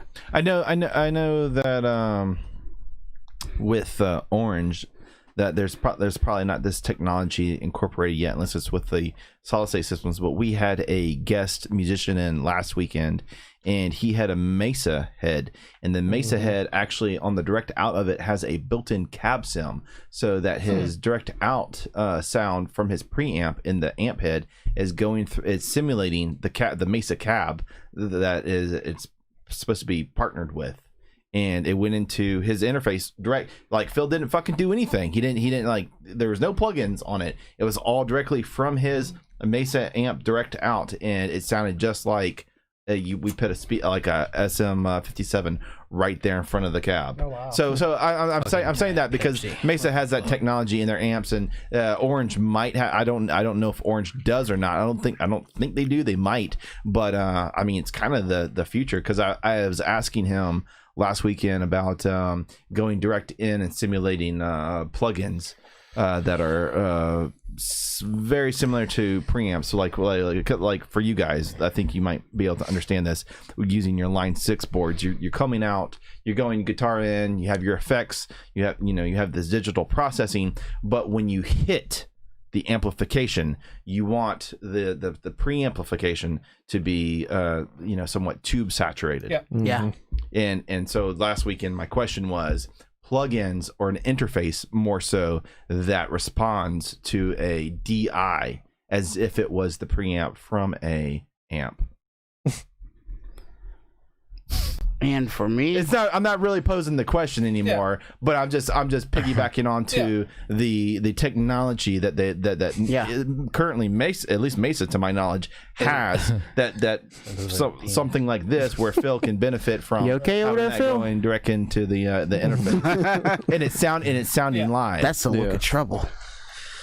I can't sit behind it anymore. Mike. Yeah. Your head's so big. No, what I can't see Mitch hardly. He had the Mesa triple crown head, and we went direct out into the interface, and it sounded amazing. And he was running from his pedal board out, like your Orange head. Does it have a direct out like that? It has a all-tube preamp that you run to the board, and then you run it back to the input, and then it puts it out front. Yeah, he's got like a snake that he has to run now with a whole bunch of cables. I'd love to look at that. It's in the car. The thing that like kind of caught my attention with Matt's rig was that the Mesa technology had the cab sim built in, because most amps, even my Marshall heads, like you can do a direct out, but you're coming direct out off of the circuit board in the amplifier. There's no fucking cab sim unless you run that DI into a cab sim pedal or a cab sim rack, or even a plug-in cab sim plug-in on the interface. But the point or the question that I was trying to drill down to was when the signal is received at the interface on the computer, how it reacts to it. Because if you're going into a digital interface and it's just taking the signal in and not responding to it as a tube preamp might, it doesn't sound, you lose that in-room live sound. Yeah. Response, because it's not going to react to you. And I'm not talking about playing, I'm talking about the way it reacts to your pedals. Yeah, correct. Your effects. We probably had too much whiskey to even get into this. Sorry about that. I mean, Phil's in his whole I world over there. was just really curious about your recording process. What are you doing? Corey, Mine was easy. I wasn't Corey, there. Hey, Corey, how many fucking albums have you played on? You recorded? Trying to remember now. I know Sour Fate did an EP. Hello Hill had one that never came out. Sausage plate. Sesame had It one. never came out. Hell, why not? We recorded a few songs, but it never. I don't know You what weren't happened happy to it. with I was happy with it. I don't know what happened. Mike, you have a separate band, or you had a separate No band. love, no sacrifice. No love, no sacrifice. How many albums did you guys record? One. Yeah. We recorded it in Chad Wilson's garage. Nice. Oh yeah. Oh yeah. I'll say I think I've been on 4 now. 3, 4. Dustin, what all bands were you in before or during? Nothing. You've Nothing always been except for solid. just little bands when I was a kid. So do you and The Lot Andy have like Lizards. fucking like Silent Trust tattoos? Do I No. have any? No. No, nobody has Silent Trust tattoos. This isn't a Nobody. real- Where's this the isn't a real fucking? band. Nobody It's, has this as a tattoo. See, I thought about like every band I've been in so far getting a little like collection sleeve, like should. patches. I want that. I thought that'd be a should. pretty cool idea. If you're, I mean, I'm definitely gonna get one, for sure. okay. We'll book it When that I'll tell you first what. paycheck comes I'll tell in, you what. I tell you what. Yeah. I'll pay for your Silent Trust tattoo. we're doing it tonight. as long as you agree to let us live stream it. Let's go right now. Let's go. I'll pay for the. Raven and Rose. I'll Are do they? that. I think Raven and Rose is open right now. It's Let's only, go. Who's that? it's only 10:20. It's off of Pops Ferry. I mean, I'll really do it. I mean, Yeah. Okay. I don't give a fuck. No, we'll fucking do it. You're gonna do? I love Are you gonna tattoos. do this? Yeah. Look, I mean, look at all these. I mean, I'll do that. That'd be a cool Love 'em. tattoo, regardless. Like, Phil's ready to drop like $200 just on this. Will you put it on your DIK on your? no, I will not do that. My DIK. I think his wife wants to see that. Big. Not doing that. I don't think she wants to see it now. She don't want to think. She's thinking about that. Sorry, I got news for her. It's not up to her. Hey, no means no. Damn it. Sorry, Amber. Hey, you guys got any shit? You want to shout out real quick? I mean, Fuck, we've been shouting out all. This shirt is We're so in a fucking pandemic. Did you not hear? I'm gonna hold on. I'm gonna shout out to the Hard Rock just for Phil. This shirt. Oh my god, dude! oh my god. Muscles. Look at that skull. Hey, Like the Macho Man. What the fuck? What is going on? I swear to God, dude. So are we shooting fireball? You're all about to be in a Phil's fucking crazy. porno movie. Oh my God.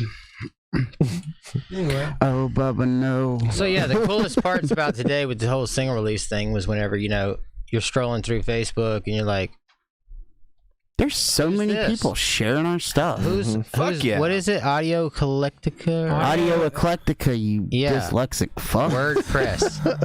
Yeah. So, I saw that and it was like Silent Trust, Band of the Week, and read the article and I was like, holy shit. I don't Shout even know out these Brian people. Lacey. But You just, I saw Brian that you, Lacey, yeah. shout out. You just sent Yeah. that to me, and I was like, okay, I'll read this later. yeah. That's cool. And then Good job. You got his interest. like The Like we're in the middle of a What podcast, was and the other Dustin one? sending me articles. Distortion. You can't read this right now, Overload. buddy. Yeah, Distortion Overload compared us to like bands like Fuel, Switch, Seven Oh, yeah, I saw Dust, that one, yeah. or not. Oh shit! I almost said Aura. You do. I mean, Saul. That's a 4-letter word. Saul. There we go. yeah, Fuel. Yeah, that's a good band. Like, Switched, man. Switched was one of my favorite bands from the new metal era. Fuel? No. Shout out to Fuel. But you guys are part of a bigger family now. I mean, you are now on those radars. ask Shout Andy out. what his radar or what his his reaction was. Shout out His Seven reaction Dust. was today Seven when he Dust. heard himself Play on the Seven Dust. radio. That was a I was very content. emotional moment. Yes. As you should be. Yeah, it was I mean, pretty awesome. it's been. Because a I lot- went through the fucking trenches to get here, man. You did. Like, Shout out Yeah, Scott Fox. it's If a long anybody went time. through the trenches, it's fucking Andy. Andy has been through the shit.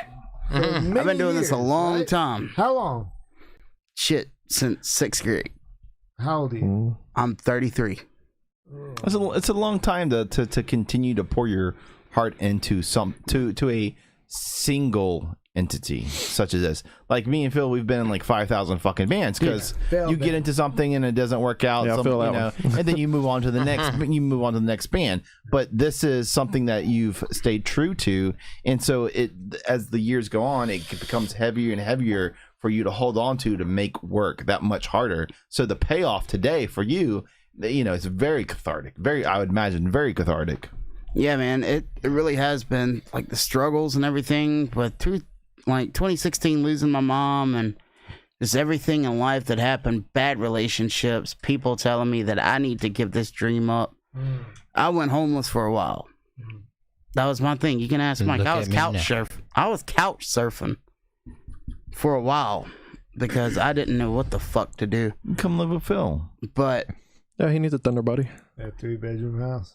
But I ended up, I didn't give up on myself. I knew that this band had something. It was just a matter of time before somebody saw that. Yeah. And to be able to be in this position now, it's just like, I'm living my dream. I'm living my dream with 3 of the best dudes that I've met. And You don't count Phil. I love Phil, man. Always. We've been through everything together. Like, I know we've all fought with each other at least one time, except for Corey. Fuck. You have to.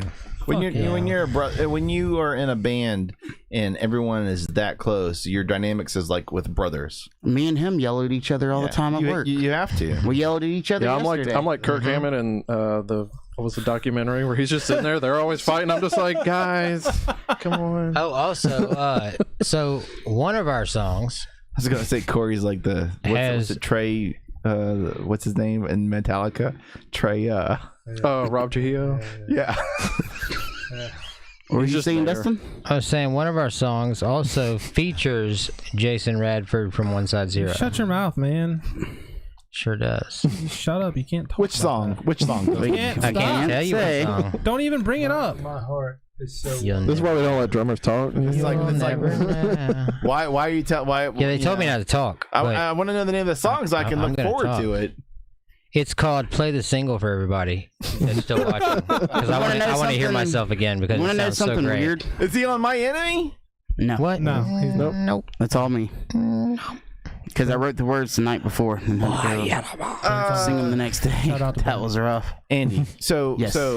something I think we could say that a lot of bands don't really like pay attention to is for you it's your singing voice. It's kind of like the So silver fidgety. lining, the saving grace. Because no matter what I would say no matter what genre you ever played, your voice would be the silver Phil, don't lining do that. in it. I try. That's strange. No, there's no try. I'm saying that because as long as you've worked to get to here, the thing that's going to separate you from all the other fucking bands is your voice, man. That was one of the first things I said, like in the podcast earlier, like the No, first or it's second clearly attempt was that Mike Yorks. that voice is going to Hear the cut difference. through. I'm sure, Why am I the sure your manager would Because if we didn't even have say that the same presence thing. on the stage, That having that for great of a everybody to look voice, at, that strong of a voice, that beautiful they of a wouldn't like voice, to compete with the other peers in your genre, not just from down here on the fucking coast, It was but from anywhere. the awesome thing was the day that I laid the scratch tracks of the vocals was Jim Wirt, our producer, compared me to Ed Kowalczyk of Live. Okay, That's actually weird. I just thought about that earlier. I was listening to live. I was like, Like man, Jim's that's what he like, sounds you have that same thing. Yeah, he's got kind of like a unique voice that kind of wavers. Yeah.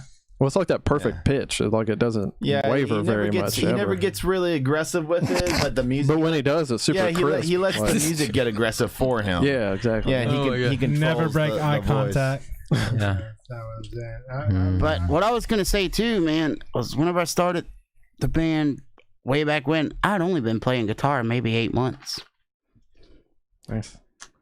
I learned from an old school friend from down here who's no longer with us, Who's that? but everybody knows who he is, Who's Nathan that? Slade. Well, he taught you how to play guitar? Yep. Oh, shit. He's like, you're not gonna be too anal to learn, but you're gonna fucking learn. He's like, Never mind. you have the gift to play. He's like, you just don't see it. He's like, you're a hell of a singer, but I think you're gonna be able to pick up guitar. And also what you were saying about like people telling you to give it up.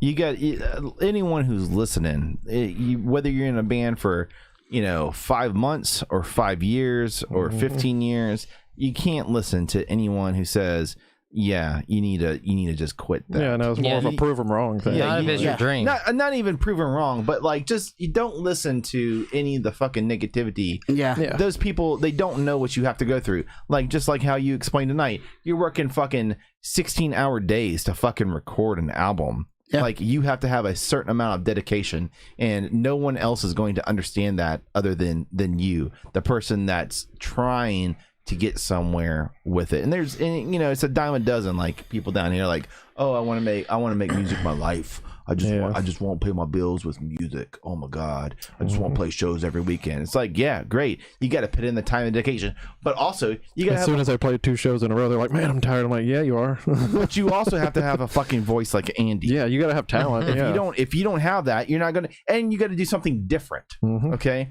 so you got to stand out. And I keep going back to Andy's voice. Andy's voice is the fucking separating factor between you guys and 20 other fucking bands from the alternative genre.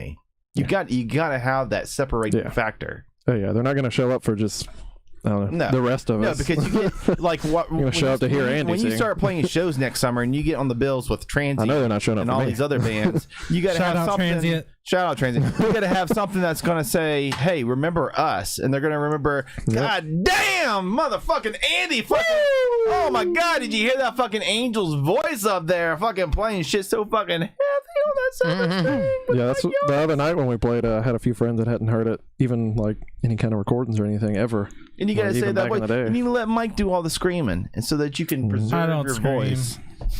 They're wanting me to do vocals, but there you go. Let Corey back there. You can scream, bro.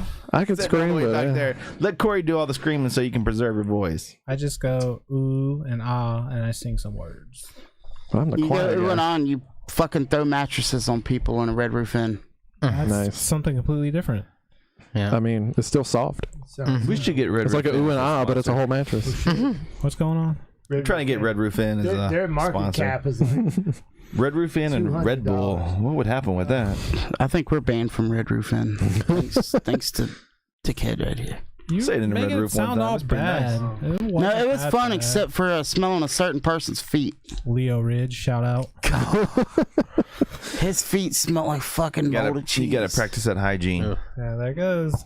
Andy, Take us home, Phil. Andy, Mike, Dustin, Corey. Hey, look at me. Everybody, Don't break eye contact. everybody make eye contact with me at once. Definitely I make don't know eye which contact. camera I'm looking at. Everybody make eye contact with me at once. Don't turn away. Shut the fuck up. Everybody be quiet. But you can't make eye contact with us at the same time. Everybody be quiet. Love you guys. Love you too, brother. If you're interested in being a sponsor for the show, contact us. Contact Phil. Let us know. We'll get your logo up on here. And if you get in before we blow the F up, which we're about to do, Thought we already did. You had like 1,200 views the other week. I did. You'll be grandfathered in. Also, Grandfathered. if you did share this episode, you get a free koozie. We're gonna give it to you. So do that. Silent Trust. They're on.